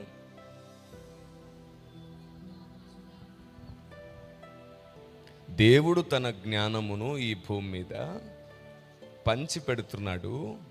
అందరికీ ఒకే రకమైన అనుభవం ఇవ్వట్లేదు. ఉదాహరణకు మాట చెప్పనా? అబ్రహాముకున్న అనుభవం వేరు, ఏలియాకున్న అనుభవం వేరు, మోషేకున్న అనుభవం వేరు, ఎలీషాకున్న అనుభవం. ఏ భక్తుడికి ఒకే రకమైన అనుభవం? ఇప్పుడు చెప్పండి, మోషే అనుభవాన్ని నేర్చుకోవాలనుకుంటే అబ్రహాము కూడా ఎవరి దగ్గర నేర్చుకోవాలి? మోషే దగ్గరే. మోషే కంటే ముందున్న పెద్దోడే కావచ్చు, గొప్పోడే కావచ్చు, కానీ మోషేకు దేవుని నుంచున్న అనుభవం అబ్రహాము కూడా శిష్యుడై నేర్చుకోవాల్సిందే. Praise the lord. ఏలియాకు అనుభవం నేర్చుకోవాలనుకుంటే మోషే అయినా సరే నేర్చుకోవాల్సిందే. ఇలా దేవుడు మనకు తన జ్ఞానమును, తన అనుభవాలను మనకు పంచినప్పుడు ఒకరి నుండి ఒకరు ఆనాడు అపోస్తలులు పంచుకున్నారు. అలా పంచుకోవడానికి ముఖ్యమైన బాధ్యత ఒక్కటే. వారిలో ఉన్న జ్ఞానం మనము, మనలో ఉన్న జ్ఞానం వారు నేర్చుకోవడం ద్వారా మనం ఏక శరీరం అవుతాం, ఏక మనసు గలవారం అవుతాం. మన మధ్యలో సాతాను నాటిన చేదు వేర్లు కాలిపోతాయి. ప్రేమతో నేర్పించుకోండి, ద్వేషంతో కాదు. అందుకే రాయబడింది, సత్యం చెప్పేవాడు ప్రేమతోనే చెప్పాలి. సత్యము కోసం పోరాడాలి. ఒకరిని అవమానించి కాదు పోరాడాల్సింది, బాధ్యత కలిగి పోరాడాలి, ప్రేమ కలిగి సత్యం కోసం పోరాడాలి. ఏది సత్యమో ఏది కాదో ఈ ప్రపంచం నేర్చుకునేటట్లు అసత్యం మాట్లాడే వ్యక్తులను అవమానించడం కాదు, అసత్యాన్ని మాత్రమే ఖండించి వారు కూడా సత్యం మాట్లాడేటట్లు నీ భక్తి నిలబడి ఉండాలి. నీలోని వ్యక్తిత్వం శిష్యత్వం అయితేనే ఇంకొకసారి కయ్యూను, కోరాహు లాంటి వారు ఉండరు. నీలో శిష్యత్వం లేకపోతే నువ్వు మాట్లాడేది సత్యమైనా సరే నీ స్వభావము కయ్యూనిదవుతుంది. నువ్వు మాట్లాడేది సత్యమైనా సరే నీ స్వభావము కోరాహుదవుతుంది. కాబట్టి ఆత్మదేవుడు నిన్ను వాడుకోడు, సాతానే నిన్ను వాడుకుంటాడు. మీకు తెలుసా, వాడు కొన్ని సత్యములను వాడుకొని కూడా సంఘాన్ని అసత్యములోనికి, లేదంటే సంఘాన్ని అవమానంలోనికి నెట్టేశాడు. ఉదాహరణకి చెప్పనా, ఈ పండు తినిన దినమున మీరు అని అన్నాడు దేవుడు. కానీ సాతానేమన్నాడు, మీరు చావరు, ఈ పండు తింటే మీరు దేవతల వలె అవుతారు, మీకు అన్నీ తెలిసిపోతాయి అన్నాడు. నిజంగానే పండు తిన్నప్పుడు వీరు అన్నీ తెలుసుకొని ఉన్నవారు, వీరికి అన్నీ తెలిసిపోయాయి అనే ప్రస్తావన బైబిల్ మాట్లాడుతుంది. వాడికి తెలివి, జ్ఞానము, విచక్షణ అన్ని విషయాల్లో వచ్చేసిందని. వాడు ఒక నిజాన్నే మాట్లాడాడు, చావరు, ఈ పండు తింటే మీరు చావరు, బ్రతికే ఉంటారు. నిజమే, శరీరంలో వారు మరణించలేదు, కానీ ఆత్మలో వారు మరణించారు. దేవునితో వారికి కనెక్షన్ తెగిపోయింది. ఇక బ్రతుకున్నారన్న పేరుకే కానీ మృతమై ఉన్నారు. నిజమే, చావలేదు సాతాను చెప్పినట్టు, కానీ దేవుడు చెప్పినట్టు కూడా చనిపోయారు ఆత్మలో. అంత మాత్రమే కాదు, వాడు ఇంకో మాట చెప్పారు, దేవతల వలె అవుతారు మీరు అని. మీకు తెలుసా, దేవదూతలు ఎలాగైతే అన్నీ ఎరిగిన వారో మీరు కూడా అన్నీ ఎరిగిన వారు అవుతారు అన్నట్టుగానే వారు ఆ పండు తిన్నప్పుడు వారికి వివేకము, జ్ఞానం కలిగిందని బైబిల్ చెప్తుంది. సాతాను అన్నిసార్లు అబద్ధాలే చెప్పడు, కొన్ని నిజాలను నీకు ఎరగా వేసి నిన్ను చీకట్లోనికి లాక్కొని పోవడానికి వాడు కుట్ర చేస్తూ ఉంటాడు. అందుకే వాడు ఎక్కడి నుంచి మాట్లాడతాడు, వెలుగుదూత వేషం వేసుకొని వెలుగులో నుంచే. గడిచిన సారి వచ్చినప్పుడు మిమ్మల్ని అడిగాను నేను, దేవుడు వెలుగులోంచి మాట్లాడతాడా చీకట్లోంచి మాట్లాడతాడా అని. మీరు వెలుగులోంచే మాట్లాడతారు అని చెప్పారు. అప్పుడు నేను మిమ్మల్ని అడిగాను, సరే మీరు ఒకరోజు ప్రార్థన చేస్తుంటే గొప్ప వెలుగు ప్రత్యక్షమై ఒక స్వరం మీతో మాట్లాడితే ఆ వెలుగులో నుండి మాట్లాడింది ఎవరు అని అడిగాను. మీరు దేవుడు అన్నారు. ఆ తర్వాత ఓ వారానికి మరలా ఇంకో గొప్ప చీకటి మీకు ప్రత్యక్షమై అందులోంచి ఒక స్వరం మాట్లాడితే ఎవరు అని అడిగాను. సాతాను అన్నారు. అప్పుడు చెప్పాను నేను, వెలుగులోంచి మాట్లాడితే దేవుడు కాదు, చీకట్లోంచి మాట్లాడితే సాతాను కాదు. అలాగైతే సాతాను కూడా వెలుగు వేషం వేసుకొని మాట్లాడితే నువ్వు మోసపోతావు. ఇప్పుడు దేవుడు ఎవరో సాతాను ఎవరో ఎలా తెలుసుకోవాలి? ఉద్దేశములను బట్టి, జ్ఞానమును బట్టి, ఆలోచన విధానమును బట్టి, స్వభావమును బట్టి. ఆమేన్. ఎవరైనా ఎవరి గురించైనా ఏమైనా చెప్పొచ్చు, కానీ వారి స్వభావమును బట్టి మనం అంచనా వేసుకోవాలి, వారి ఆలోచన విధానమును బట్టి అంచనా వేసుకోవాలి. అందుకే అన్నాడు ఆయన, నేను మారని వాడను, నేను మారలేదు. సాతాను ఎన్ని చెప్పినా సరే అప్పటికే దేవదూతల కంటే కూడా ఎక్కువగా దేవుడు ఆదామవ్వల్ని ప్రేమిస్తున్నాడుగా. 100 సంవత్సరాలకు పైబడి దేవుడు వారితో సమయం గడిపాడు. వారు ఏదైనా తోటలో ఉన్నప్పుడు వారికి పిల్లలు లేరు. వారు ఏదైనా తోట నుంచి బయటికి వచ్చినప్పుడు వారికి పిల్లలు కలిగారు. 130 సంవత్సరాల వయసు ఆదాముకు వచ్చినప్పుడు ఎవరు పుట్టారు? షేతు. 3వ కుమారుడు పుట్టాడు. 3 పిల్లల్ని గంటానికి ఎంతకాలం పడుతుంది ఒక మనిషికి? చెప్పరేంటండి? 3 పిల్లల్ని గంటానికి ఒక మనిషికి ఎంతకాలం పడుతుంది? 20 సంవత్సరాలు సరిపోతుందా? 20 సంవత్సరాలు. 3 సంవత్సరాలకు ఒక బిడ్డను కన్నా సరే 9 సంవత్సరాల్లో 3 కనేస్తారు. 10 సంవత్సరాలు అనుకోండి. వీరు పెరిగి పెద్దవాళ్ళు అవ్వడానికి, టీనేజ్ రావడానికి ఇంకో 10 సంవత్సరాలు వేసుకున్నా సరే ఆ 3 పిల్లల ప్రస్తావనకు వస్తే 130వ సంవత్సరం అప్పుడు షేతు పుట్టాడు. కాబట్టి అంతకు ముందు 2 పిల్లలు టీనేజ్కి వచ్చే సమయానికి ఇంక అప్పటికి సంతానం లేరు. అంటే వీళ్ళు అప్పటికే దాదాపుగా ఒకరు 19 సంవత్సరాలు, ఒకరు 20 సంవత్సరాలు ఉండుంటారేమో. అలా చూసినా ఒక 30 సంవత్సరాలు పక్క పెడితే 130 సంవత్సరాలు 30 సంవత్సరాలు పక్కన పెడితే మిగిలింది ఎంత? 100 సంవత్సరాలు. అంటే ఈ 100 సంవత్సరాలు అంతా వాళ్ళు ఎవరితో గడిపుంటారు? అంటే దేవునితో అంత ఎక్కువ సమయం గడిపే అవకాశం ఉంది. దేవునితో ఒక ఎక్కువ సమయం. ఈ లెక్క ఒక పెద్ద ఆయన మాట్లాడుతుంటే విన్నాను నేను, ఒక దైవజనుడు మాట్లాడుతుంటే విన్నాను నేను. అరే నిజమే కదా అనిపించింది. సంఘానికి ఇన్ఫర్మేషన్ అందించాలి ఈ సమయంలో అని చెప్తున్నాను నేను. దేవునితో ఎక్కువ సమయం గడిపారు అనే పదం వచ్చింది కాబట్టి లెక్క చెప్పాను. మరి అంత సమయం దేవునితో గడిపినా సాతాను చెప్పిన మాటను ఎట్లా లోబడిపోయారు వీళ్ళు? దేవుని గురించి నాకు తెలుసులే, నువ్వేం మాట్లాడక్కర్లేదని చెప్పాలి. ఎలీషా నిజమైన శిష్యుడు కాబట్టి ఏలియా గురించి ఇతర ప్రవక్తల శిష్యులు వచ్చి ఏం చెప్పినా సరే నాకు తెలుసు, మీరు మౌనంగా ఉండండి అన్నాడు. అది శిష్యత్వం యొక్క బలం. ఆదామవ్వలు సాధించలేని దాన్ని ఎలీషా సాధించాడు.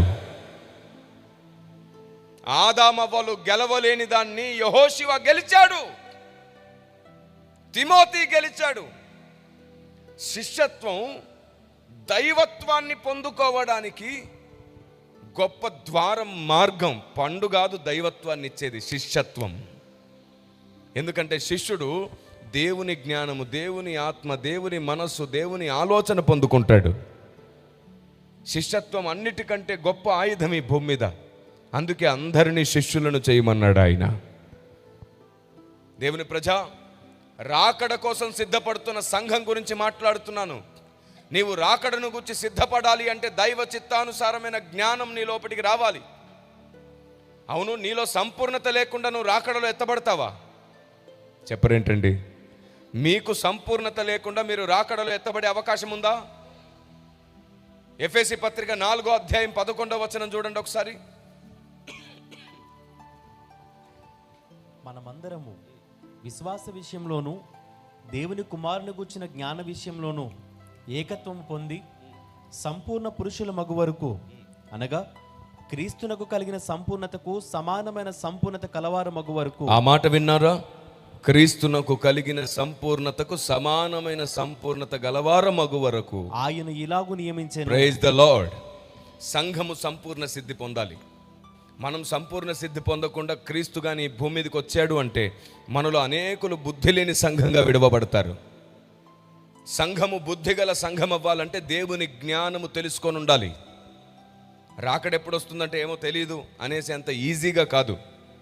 అదేదో ఒక వ్యక్తి అంటుంటే నేను విన్నాను, బాబోయ్ ప్రకటన గ్రంథం అంటే నాకు భయం సార్, నేను చదవలేను సార్ అంట. ఏ పాపం? అందులో యుద్ధాలు, భయంకరమైన క్రూర మృగాలు, వీటన్నిటి గురించి ఉన్నాయి సార్, నేను చదవలేను సార్. ఈ మధ్య ట్రెండ్ అయిపోయింది. చాలామంది తమ్ముళ్ళు చెల్లెళ్ళు అంటున్నారు, బాబోయ్ ప్రకటన గ్రంథం అంటే భయం అంట. చాలా తప్పు. ప్రకటన గ్రంథముల గురించి ఏమని రాయబడిందో తెలుసా? ఆ సంగతులను గైకొని వారు ధన్యులు. Praise the lord. ఆ సంగతులను గైకొని వారు ధన్యులు. నువ్వు ధన్యుడవో అన్యుడవో నువ్వే తెలుసుకో. దేవుని జ్ఞానమును తృణీకరించకూడదు, దేవుని ఉద్దేశములను తృణీకరించకూడదు. నువ్వు తప్పకుండా ప్రకటన గ్రంథం గురించి తెలుసుకొని ఉండి తీరాల్సిందే. అందుకు నేను చెప్తున్నాను, మొన్న జరిగిన యుద్ధాలకి చాలామంది భయపడిపోతున్నారు. అంతకుముందు జరిగిన యుద్ధాలకు కూడా భయపడిపోయి ఇదిగో రాకడ సంభవించేస్తుంది అని. లేదు, ఇంకా టైం ఉంది. నేడో రేపో వచ్చేయడు నా ప్రభువు వెంటనే. ఆయన అనుకున్న పనులన్నీ ముగించిన తర్వాత ఆయన ఈ భూమి మీదకి వస్తాడు. సంఘం సిద్ధపడ్డాక ఆయన ఈ భూమి మీదకి వస్తాడు. ఈలోపు ఆయన వచ్చే వరకు నువ్వు ఉంటావో లేదో గ్యారంటీ లేదు. కాబట్టి ఈ రోజు నుంచే భయముతో వణుకుతో మన జీవితాన్ని కొనసాగించుకోవాలి. ఆమేన్. ఆయన వచ్చే వరకు మనం ఉంటామో లేదో గ్యారంటీ. ఒక ఆయన నిద్రలో లేచి ఇలా నీళ్లు తాగుతూ గుండాగి చచ్చిపోయాడంట మధ్యరాత్రి. ఒక ఆయన బండి నడిపిస్తూ పొరపాటున బండి జారి పక్కనున్న లారీ కింద పడిపోయి నుజ్జై చనిపోయాడు. ఒక ఆయన మెట్లు ఎక్కుతూ ఆయాసం వస్తుందని కూర్చొని గుండాగి చనిపోయాడు. ఎవరి ముగింపు ఏ రోజో తెలియదు. రాకడొస్తుందని భయపడుతున్నాను సార్ అనుకునే వ్యక్తులకు చెప్తున్నాను, ఆ రాకడొచ్చే వరకు మనం ఉంటామో లేదో గ్యారంటీ. కాబట్టి ఈ రోజు నుంచి భయముతో వణుకుతో మన సొంత రక్షణ కాపాడుకుందాం. అయినా సరే మీకు వివరణ ఇవ్వడం నా బాధ్యత. అలాంటి బాధ్యతాయుతమైన ప్లేసులో నిలబడి ఉన్నాను కాబట్టి నేను మీతో చెప్తున్నాను, ఆయన రాకడ ఈ భూమి మీద సంభవించడానికి ముందు ప్రపంచ రాజకీయాలలో మార్పు వస్తాయి. ఆ మార్పులో ముఖ్యమైన మార్పు ఏమిటో తెలుసా? 10 దేశాలు ప్రపంచాన్ని పరిపాలించే రోజు వస్తుంది. 10 దేశాలు ప్రపంచాన్ని పరిపాలించే రోజు వస్తుంది. ఆల్రెడీ మనం G7ని చూస్తున్నాం. ప్రపంచంలోని అగ్రదేశాలన్నీ ఒక టీమ్గా ఫామ్ అవుతున్నాయి, పాలసీలని తయారు చేస్తున్నాయి, ప్రపంచాన్ని ప్రభావితం చేయడానికి ప్రయత్నాలు చేస్తున్నాయి. ఐక్యరాజ్య సమితి వాటి విషయంలో బాధ్యత వహిస్తుంది.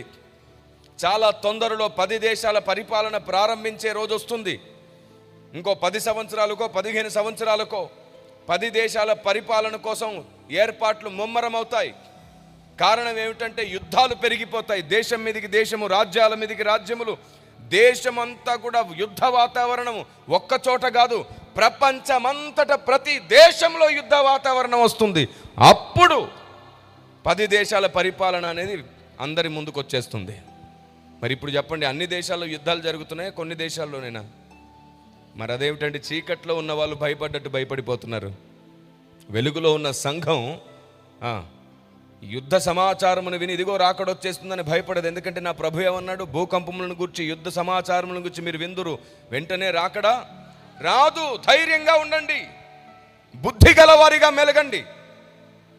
చూడండి, నేను మీకు ఇప్పుడు ప్రకటన గ్రంథంలో నుంచి కొన్ని విషయాలు చూపిస్తాను. బైబిల్ గ్రంథంలో 2 స్త్రీలను గూర్చి, అంత్యకాలంలో 2 స్త్రీలను గూర్చి బైబిల్ మాట్లాడుతుంది. మనం వారిని గురించి తెలుసుకుందాం. ప్రకటన గ్రంథం 12వ అధ్యాయం 1వ మాట నుండి చూడండి.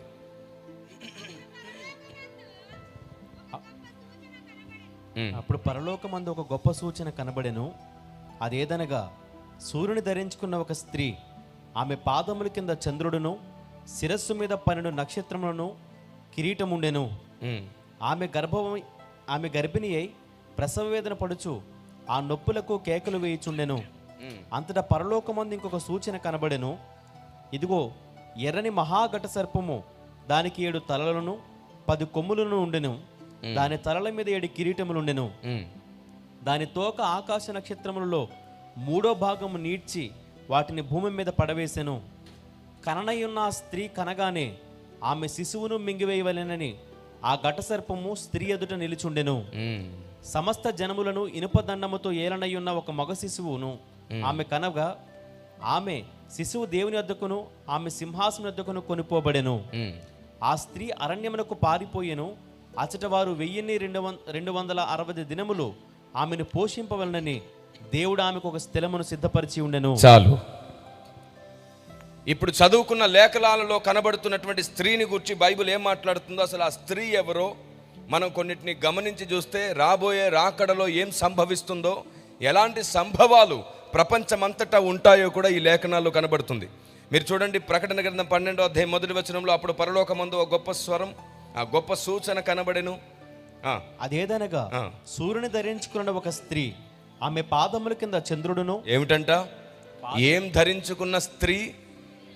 సూర్యుని ధరించుకున్న స్త్రీ. సూర్యుని ధరించుకున్న స్త్రీ అంట. ఎవరి స్త్రీ? మీకేమనిపిస్తుంది? సూర్యుని ధరించుకున్న స్త్రీ అంటే ఎవరనిపిస్తుంది మీకు? చెప్పరేంటండి? ఇశ్రాయేలు ప్రజలను గురించి రాయబడిన మాటది. మనకు నచ్చినట్టు మనం సంఘం అంట. చూడండి ఒకసారి ఇంకా చదువుకుందాం. అదేదనగా సూర్యుని ధరించుకున్న ఒక స్త్రీ, ఆమె పాదముల కింద చంద్రుడును, శిరస్సు మీద 12 నక్షత్రముల కిరీటమును ఉండెను. ఈ 12 నక్షత్రములు 12 గోత్రముల వారికి సూచన. ఇప్పుడు చెప్పండి, ఈ స్త్రీ ఎవరు? చెప్పరేంటండి? ఇశ్రాయేలు ప్రజలు. ఇశ్రాయేలు ప్రజలను ఈ స్త్రీతో పోల్చబడింది. ఎందుకో తెలుసా? ఒక కాలం రాబోతుంది, ఆయన రాకడ సంభవించే ఆ సమయంలో ఈ స్త్రీ అరణ్యంలోనికి ప్రయాణం చేసి దాక్కుంటుందంట. ఈమె ఎక్కడికి వెళ్ళి దాక్కుంటుందో ఆ అరణ్య ప్రాంతములోని ఒలివల కొండ మీదికే నా ప్రభువు రెండోసారి అడుగు పెట్టబోతున్నాడు. దేవునికి స్తోత్రం కలుగునుగాక. చూడండి, కొన్ని విషయాలు తెలుసుకుందాం మనం 2వ వచనం నుంచి. ఆమె గర్భిణి అయి ప్రసవ వేదన పడుచు ఆ నొప్పులకు కేకలు వేయుచుండెను. అంతటా పరలోకమందు ఇంకొక సూచన కనబడెను. ఇదిగో ఎర్రని మహాఘట సర్పము, దానికి 7 తలలను 10 కొమ్ములను ఉండెను. ఏమిటంట? 10 కొమ్ములు అంటే 10 దేశాల అధికారం అని అర్థం. కొమ్ము అంటే అధికారం కదా, అందుకని 10 కొమ్ములు అంటే 10 దేశాలు అని అర్థం. చూడండి, దాని తలల మీద 7 కిరీటములు ఉండెను. దాని తోక ఆకాశ నక్షత్రములో 3వ భాగము నీడ్చి వాటిని భూమి మీద పడవేసెను. కననయున్న ఆ స్త్రీ కనగానే ఆమె శిశువును మృంగివేయవలనని ఆ ఘట సర్పము స్త్రీ ఎదుట నిలిచుండెను. ఇది ఎప్పటి సంభవమో తెలుసా? ఈ ప్రకటన గ్రంథం 12వ అధ్యాయం 4వ వచనము క్రీస్తు పుట్టినప్పటి సంగతిని గురించి మాట్లాడుతూనే అసలు ఆ స్త్రీ ఎవరో చెప్పడానికి మొత్తాన్ని కలిపి మాట్లాడుతున్నాడు పరిశుద్ధాత్మదేవుడు. ఎందుకంటే అంత్య దినములలో ఆ స్త్రీ బిడ్డను కనదు, ఆల్రెడీ బిడ్డను కనేసింది. ఇశ్రాయేలు ప్రజలలో నుండి రక్షకుడు పుట్టాడు. ఆయన్ని చంపడానికి ఘట సర్పం అప్పుడే ప్రయత్నం చేసింది, కానీ చంపలేకపోయింది. అతన్ని చంపే ప్రయత్నంగా, ఆ బిడ్డను చంపే ప్రయత్నంగా ఎందరో బిడ్డలు బలైపోయారు. 2 సంవత్సరాలున్న పిల్లలందరినీ ఆ సందర్భాన్ని జ్ఞాపకం చేస్తూ ఉపమాన పరిభాషలో ఈ స్త్రీ ఎవరో కాదు, ఇశ్రాయేలు ప్రజలే అని చెప్పడానికి లేఖనములో నుండి ఆత్మదేవుడు తన రచనా విధానాన్ని, తన రచనా శైలిని ఎప్పటిలాగే కొనసాగిస్తున్నాడు. ఇక్కడ ఎంతో నిగూఢమైన సంగతులను ఉపమాన పరిభాషలో రాయడం పరిశుద్ధాత్మదేవుని శైలి. చూడండి, ఇంకొంచెం ముందుకు వెళ్దాం. సమస్త జనములను ఇనపదండముతో ఏలనయున్న ఒక మగ శిశువును ఆమె కనగా. చూసారా? సమస్త జనములను ఇనుపదండముతో ఏలే మగ శిశువు ఎవరిప్పుడు? యేసుక్రీస్తు వారే. దేవునికి స్తోత్రం కలుగునుగాక. యేసుక్రీస్తు వారే. నెక్స్ట్, ఆమె శిశువు దేవుని వద్దకును ఆయన సింహాసనం వద్దకును కొనిపోబడెను. చూసారా? కనేసిందంట. ఆ కన్న బిడ్డ ఎక్కడికి వెళ్ళిపోయింది అంటే యేసు ప్రభు ఈ భూమి మీద మరణించి తిరిగి లేచి పునరుద్ధానుడై సింహాసనాసీనుడై వెళ్ళాడు కదా, దాని సంభవాన్ని కూడా దేవుడు చెప్తున్నాడు ఇక్కడ. కాబట్టి ఇప్పుడు ఈ స్త్రీ ఎవరన్నమాట? ఈ సూచనలు, ఈ సంభవాలన్నీ కనబడుతుంటే ఈ స్త్రీ ఎవరు? ఇశ్రాయేలు ప్రజలు. Praise the lord. ఈ ఇశ్రాయేలు ప్రజలని చివరి దినాలలో అంత్య అబద్ధ క్రీస్తు అంటే క్రూర మృగమై ఉన్నటువంటి వాడు, 10 దేశాల అధికారము గలవాడు, ప్రపంచ దేశాలను ఏలేవాడు, వీరిని చంపడానికి, వీరిని తరమడానికి ప్రయాసపడే సమయములో ఈ స్త్రీ అరణ్యములో కొనిపోబడుతుందంట. చూడండి, ఆ మాట కూడా చదువుకుందాం మనం. ఆ స్త్రీ అరణ్యమునకు పారిపోయెను. అచ్చట వారు 1260 దినములు అంటే 3.5 సంవత్సరాలు దాదాపుగా ఆమెను పోషింపవలనని దేవుడు ఆమెకు ఒక స్థలము సిద్ధపరిచేసెను. Praise the lord. ఎంత మంచి దేవుడో చూడండి. తన ప్రజలు ఈ భూమి మీద ఇబ్బంది పడతారని అబ్రహాముకి ఇచ్చిన వాగ్దానము, రెండవది ఆయన సంకల్పము సంపూర్ణంగా నెరవేరడం కొరకు వారు అరణ్యంలోనికి పారిపోయినప్పుడు వారిని పోషించడానికి ఏలియాను పోషించినట్లుగా ఒక స్థలము ముందుగానే సిద్ధపరుస్తున్నాడు ఆయన అరణ్యంలో. నా దేవుడు యెహోవా ఈరే అని పిలువబడిన వాడు సమకూర్చు దేవుడు, ఆపత్కాలములలో నమ్మదగిన సహాయకుడు. చాలామంది తమ్ముళ్ళు చెల్లెళ్ళు ఈ లోకంలో తినుచు తాగుచు సుఖించుచు ఈ లోకానికి బాగా అలవాటు పడిపోయి చాలా తేలిగ్గా తీసుకుంటున్నారు మీరు భక్తిని. కానీ మీకు కష్టాలు వచ్చినప్పుడు మీరు ఏడుస్తుంటారు, ఉపవాసాలు ఉండి ఏడుస్తారు, బాధపడతారు, పదే పదే అందరిని అడుగుతారు, మా కోసం ప్రార్థించండి, మా కోసం ప్రార్థించండి. ముందే ఎందుకు దేవుని సన్నిధిలో ప్రార్థించవు? ప్రతిరోజు నిద్ర లేవగానే ఎందుకు ఫోన్ పట్టుకుంటావు? ఎందుకు మోకరించి దేవునితో మాట్లాడవు? వాక్యం ప్రకటింపబడుతుంటే పక్క వాళ్ళతో మాట్లాడుకొని ఇకలు పక్కపక్కలు ఎందుకు నీకు? వాక్యాన్ని శ్రద్ధగా వింటే నీలోని ఆసక్తిని బట్టి దేవుడు నీ వైపు ఆకర్షించబడతాడు కదా. ఆయన యందు భయభక్తులు గలవాడు దీర్ఘాయుష్యమంతుడు అవుతాడని ఉంది, ఐశ్వర్యవంతుడు అవుతాడని ఉంది. ఆయన యందు భయభక్తులు కలిగి ఉంటే జ్ఞానమునకు మూలమని రాయబడింది. దేవుని మాటలను నిర్లక్ష్యం చేస్తే ఆయన ఒప్పుకోడు. దేవుని ఉద్దేశాలను సరిగ్గా వినకపోతే ఒప్పుకోడు. దేవుని ప్రజ, చివరి దినాలలో సంభవించబోయే వాటిని దేవుడు ముందుగానే మనకు తెలియజేస్తున్నాడు. ఇశ్రాయేలు ప్రజల్ని ఎలాగైతే పోషించడానికి ఒక స్థలం సిద్ధపరిచి వారిని పోషించబోతున్నాడో అలాగే గుర్తుంచుకో, వారి దేవుడే మనకు దేవుడు. అబ్రహాము ఏ దేవుణ్ణి సేవించాడో ఆయనే మన దేవుడు. ఏలియా దేవుడే మన దేవుడు. దానియేలు దేవుడే మన దేవుడు. పౌలు దేవుడే మన దేవుడు. వారి జీవితంలో చేసిన అవే కార్యములను మన జీవితంలో చేయగలిగిన దేవుడు ఆయన. మునుపు జరిగినవే మరలా చేయగల సమర్థుడైన దేవుడు. ఆమేన్. ఇశ్రాయేలు ప్రజల్ని అబ్రహాముకి ఇచ్చిన మాట ప్రకారంగా తన సంకల్పాన్ని సంపూర్ణం చేసుకునే దిశలో అరణ్యంలోనికి వారు పారిపోతారంట. ఈ 10 దేశాల ఈ 10 కొమ్ముల అధికారము కలిగిన వాడు, ఈ క్రూర మృగం ఇశ్రాయేలు ప్రజల్ని తరుముతున్నప్పుడు ఈ స్త్రీ అరణ్యానికి పారిపోతుందంట. ఆమెకు 2 రెక్కలు ఇవ్వబడతాయంట, పక్షిరాజుకి ఇవ్వబడ్డ రెక్కలు ఇవ్వబడతాయంట. వీడు వాళ్ళని పట్టుకొని చంపాలని, వాళ్ళని కనుగొనడానికి వాడు ఎక్కడెక్కడ ఏ స్థావరాల్లో ఉన్నారని వెతికిన ప్రతిసారి తనకివ్వబడ్డ రెక్కలతో తనను తాను కప్పుకొని ఉంటుందంట. వాడికి కనబడదంట ఈవిడ. శత్రువుకి కనబడకుండా నిన్ను నన్ను దాచగలిగిన దేవుడు ఆయన. ఈరోజు మనం బాగున్నామంటే, ఈరోజు మనం హ్యాపీగా ఉన్నామంటే, ఈరోజు శత్రువు వాడు కుట్ర చేసి మనల్ని నాశనం చేయకుండా మనం బాగున్నామంటే ఆయన మనల్ని తన రెక్కల చాటున కప్పి ఉంచాడు కాబట్టే. ఆయన మనతో ఉన్నాడు కాబట్టే వాడికి మనం కనబడట్లేదు. అసలు వాడి దృష్టి మన మీదికి రాకుండా ఎన్నిసార్లు దేవుడు తప్పించాడో, కీడు నుండి తప్పించడానికి ఎన్నిసార్లు వాడి దృష్టిని మళ్లించాడో. అమాయకులైన తన ప్రజల్ని కాపాడుటకు సాతాను యొక్క దృష్టిని మళ్లిస్తాడు ఆయన. Praise the lord. అంత నమ్మదగిన దేవుడు ఆయన. ఎందుకు సార్ దృష్టి మళ్లించడం? ఇలా చిటికేస్తే సాతాన్ని బంధించవచ్చు కదా. దేవుడు న్యాయము కలిగిన దేవుడు. ఆయన సింహాసనం నీతి న్యాయము మీద ఉన్నది. ఈ కారణం చేత ఆయన ఎలా పడితే అలా తన అధికారాన్ని వాడడు. ఆయన న్యాయముగానే తన అధికారాన్ని వాడాలనుకుంటున్నాడు. వాస్తవానికి ఈ భూమి మీద దేవునికి సంపూర్ణ అధికారం ఇంకా రాలేదు. వాస్తవానికి ఈ భూమి మీద 70% అధికారం సాతానుదే. ఒక 30% మాత్రమే దేవుని అధికారం. ప్రస్తుతం ఈ ప్రపంచం ఎవనిది? ఈ లోకాధికారి ఎవరు? సాతాను. వాడి అధికారంలో ఉంది లోకం. సెంట్రల్లో వేరే పార్టీ అధికారంలో ఉండొచ్చు. స్టేట్లో వేరే పార్టీ అధికారంలో ఉందనుకోండి, వాళ్ళకు పూర్తి అధికారం ఉంటుందా? ఉండదు. అలాగే ఈ ప్రపంచాన్ని ఏలుతున్నవాడు సాతాను. దేవునికి పూర్తి అధికారం దొరకదు, కొంత అధికారమే దొరుకుతుంది. ఎందుకంటే ఈ ప్రపంచంలో తన ప్రజలమైన మనం కూడా ఉన్నాం కాబట్టి.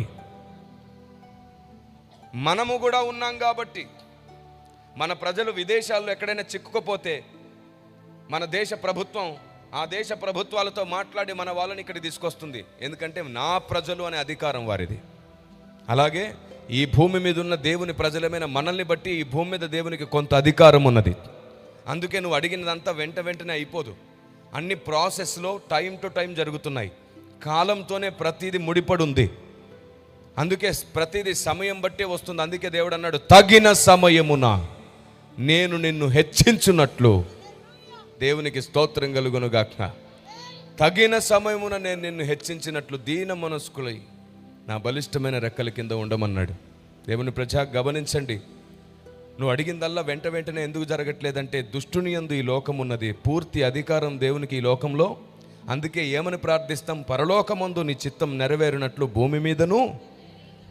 లేకపోతే ఇప్పటి వరకు ఇలా చిటికేసే లోపు దుష్టులందరూ సమూల నాశనం అయిపోయేవారు, సాతానులన్నీ బంధించబడిపోయేవి, దేవుని రాజ్యం భూమి మీద స్థాపించబడేది. యేసుప్రభు అంటాడు కదా, నేను ఆజ్ఞాపిస్తే, నేను కోరుకుంటే నా కొరకు కోట్లాది దేవదూతలు వచ్చేస్తారు.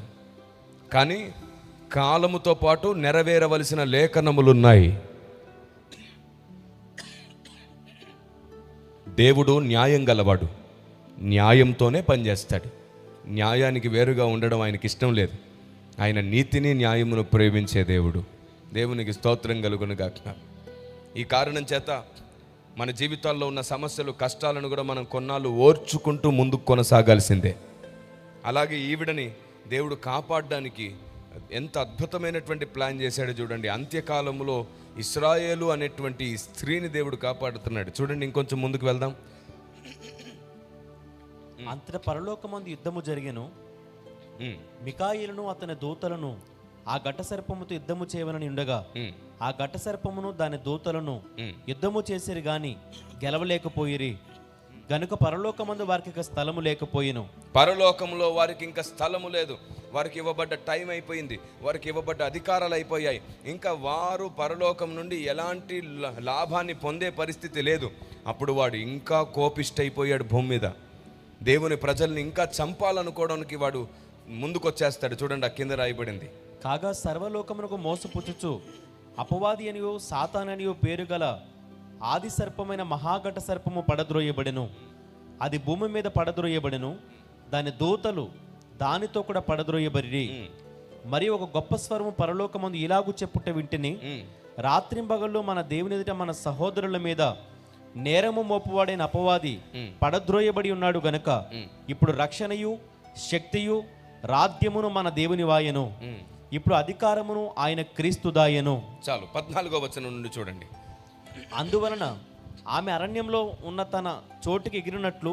కాబట్టి సాతాను నుండి ఆ సమయంలో పూర్తిగా అధికారములు తీసివేయబడతాయి. వాడు అప్పుడు విచ్చలవిడిగా వర్తిస్తాడు. ఈ విచ్చలవిడి ప్రయత్నంలో దేవుని ప్రజల్ని చంపాలి అనే తీర్మానంలో ఉంటాడు. కానీ దేవుడు వాడు చంపడానికి అవకాశం ఇవ్వకుండా తన ప్రజల్ని కాపాడుతాడు. ప్రస్తుతం వాడికున్న అధికారం పోయే కాలం సమీపంలోనే ఉంది. అలా వాడి అధికారం అంతా వాడు పోగొట్టుకున్న తర్వాత వాడు చేసే టార్గెట్ ఏంటంటే దేవుని ప్రజల్ని చంపాలనుకుంటాడు. దేవుని ప్రజ, అలాంటప్పుడు కూడా వాడికి దేవుడు మనల్ని అప్పగించడు, ఇశ్రాయేలు ప్రజల్ని అప్పగించడు. చూడండి ఏం రాయబడిందో అక్కడ.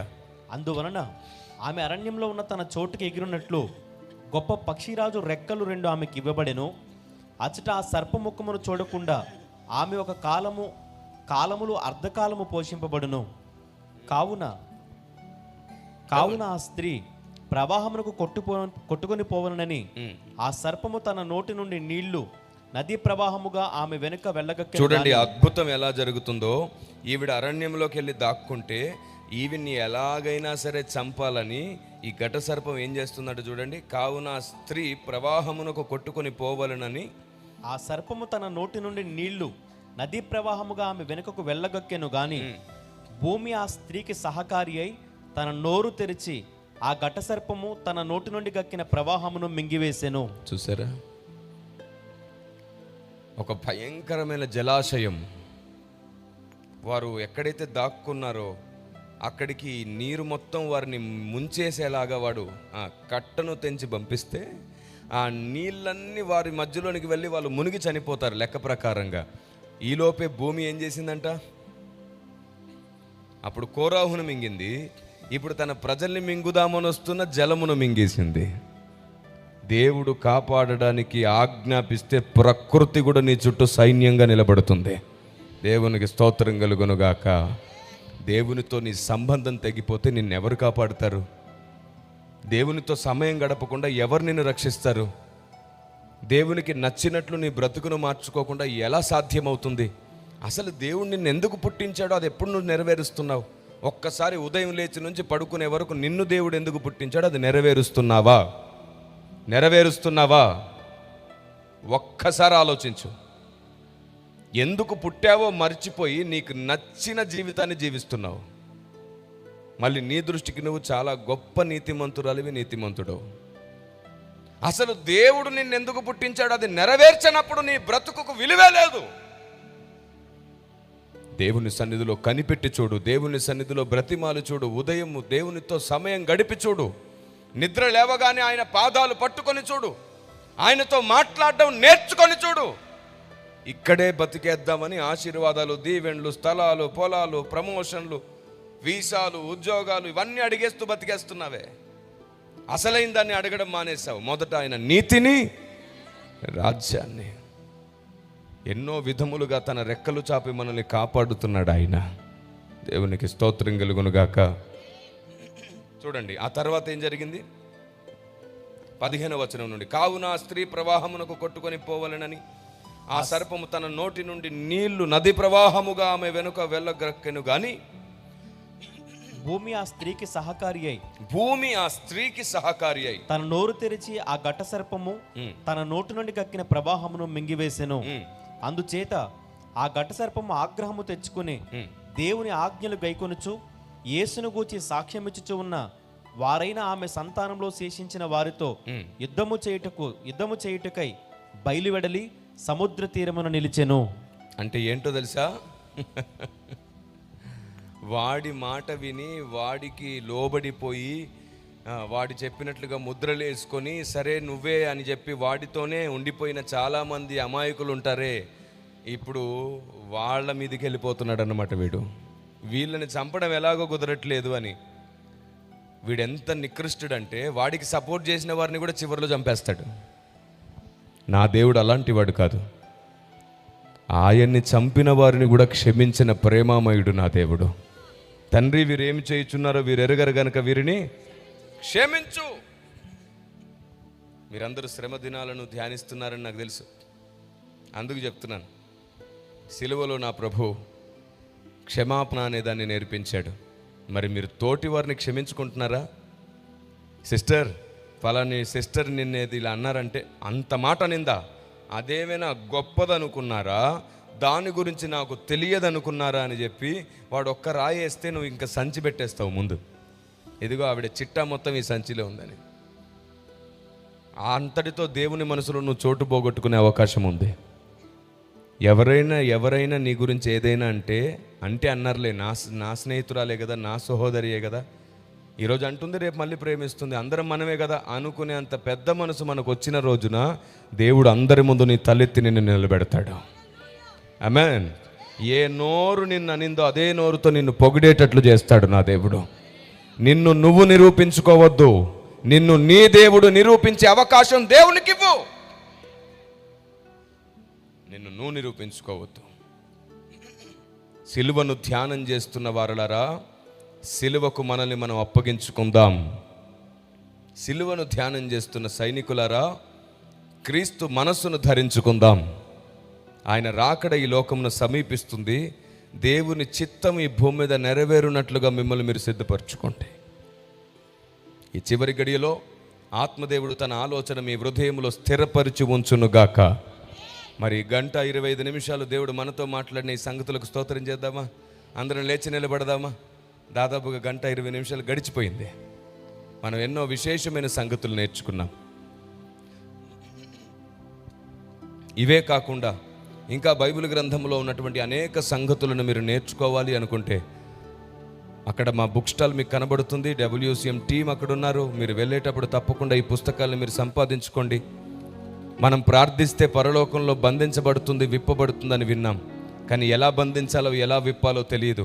ఈ పుస్తకం పేరు విశ్వ న్యాయస్థానం. ఈ పుస్తకం మిమ్మల్ని ప్రార్థనా గదిలో బలపరుస్తుంది, ప్రార్థనా వీరులుగా, శక్తిమంతులుగా చేస్తుంది.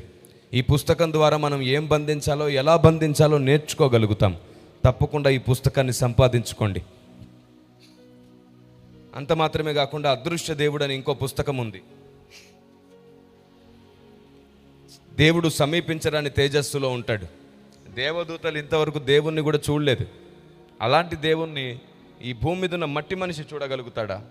మన వల్ల అవుతుందా? ఎలా చూడగలుగుతాం మనం? దేవదూతలే చూడలేకపోతే 2 రెక్కలతో ముఖాన్ని కప్పుకొని స్తుతిస్తుంటే మన వల్ల అవుతుందా? ఈ పుస్తకం మీకు గొప్ప ఆలోచన నేర్పిస్తుంది, దేవుని జ్ఞానం మీ ముందుంచుతుంది. దీని పేరు అదృశ్య దేవుడు. అంత మాత్రమే కాకుండా ప్రపంచమంతట నిజదేవుని ముద్ర అనే ఇంకో పుస్తకం ఉంది. దేవుడు ఒక్కడే అయితే ఇన్ని దేశాలు ఎందుకు వచ్చాయి, ఇన్ని భాషలు ఎందుకు వచ్చాయి, ఇన్ని మతాలు ఎందుకు వచ్చాయి, ఇన్ని సాంప్రదాయాలు ఎందుకు వచ్చాయి, ఎందుకని దేవుడు ఇంకా వీటన్నిటిని అనుమతించాడు? ఎప్పుడు మనం అందరం ఒకటవుతాం? అన్ని దేశాల్లో దేవుని గూర్చిన జ్ఞానం ఉందా?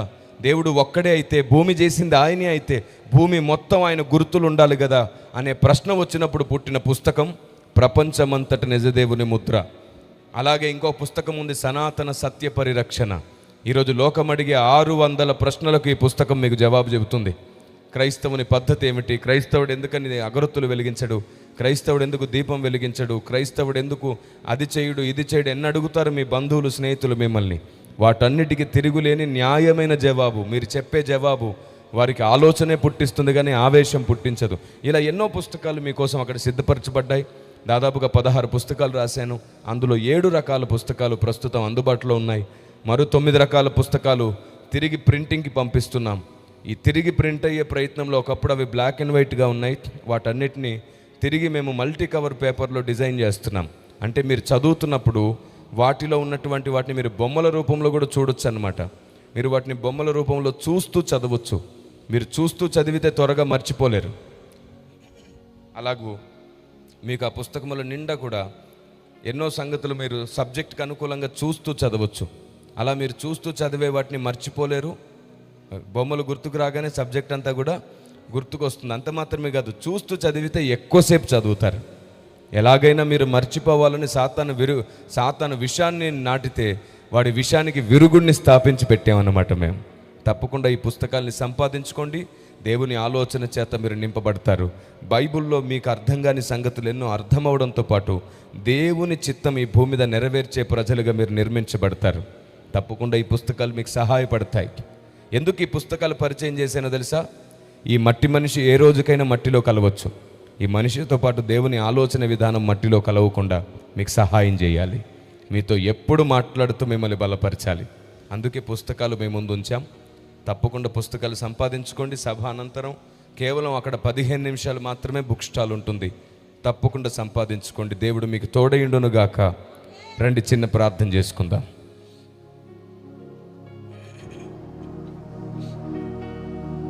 ప్రార్థన. జీవాధిపతివైన మా కన్న తండ్రి, నీ పిల్లలందరి కోసం ప్రార్థన, చేరిన సంఘముల కొరకు సేవకుల కొరకు ప్రార్థన. స్పష్టమైన హెచ్చరిక, ఖచ్చితమైన నీ ఆలోచన, అవసరమైన నీ ఉద్దేశములు బోధించబడ్డాయి. నీ పిల్లలు తమ్మును తామును సరిచేసుకుంటూ నీ చిత్తానుసారంగా నిలబడుతూ నీ ఇష్టం భూమి మీద నెరవేర్చే సైన్యమై వర్ధిల్లాలి. నీ గూర్చిన జ్ఞానము ఎరిగిన సంఘం అవ్వాలి. ప్రపంచంలో సంభవించే యుద్ధాలను బట్టి భయపడక నీ రాకడను స్పష్టంగా గుర్తించే సంఘమై సిద్ధపడాలి. మోసపోయే సంఘంగా కాక జ్ఞానమును వెలుగును ప్రకటించే సంఘముగా ఉండాలి.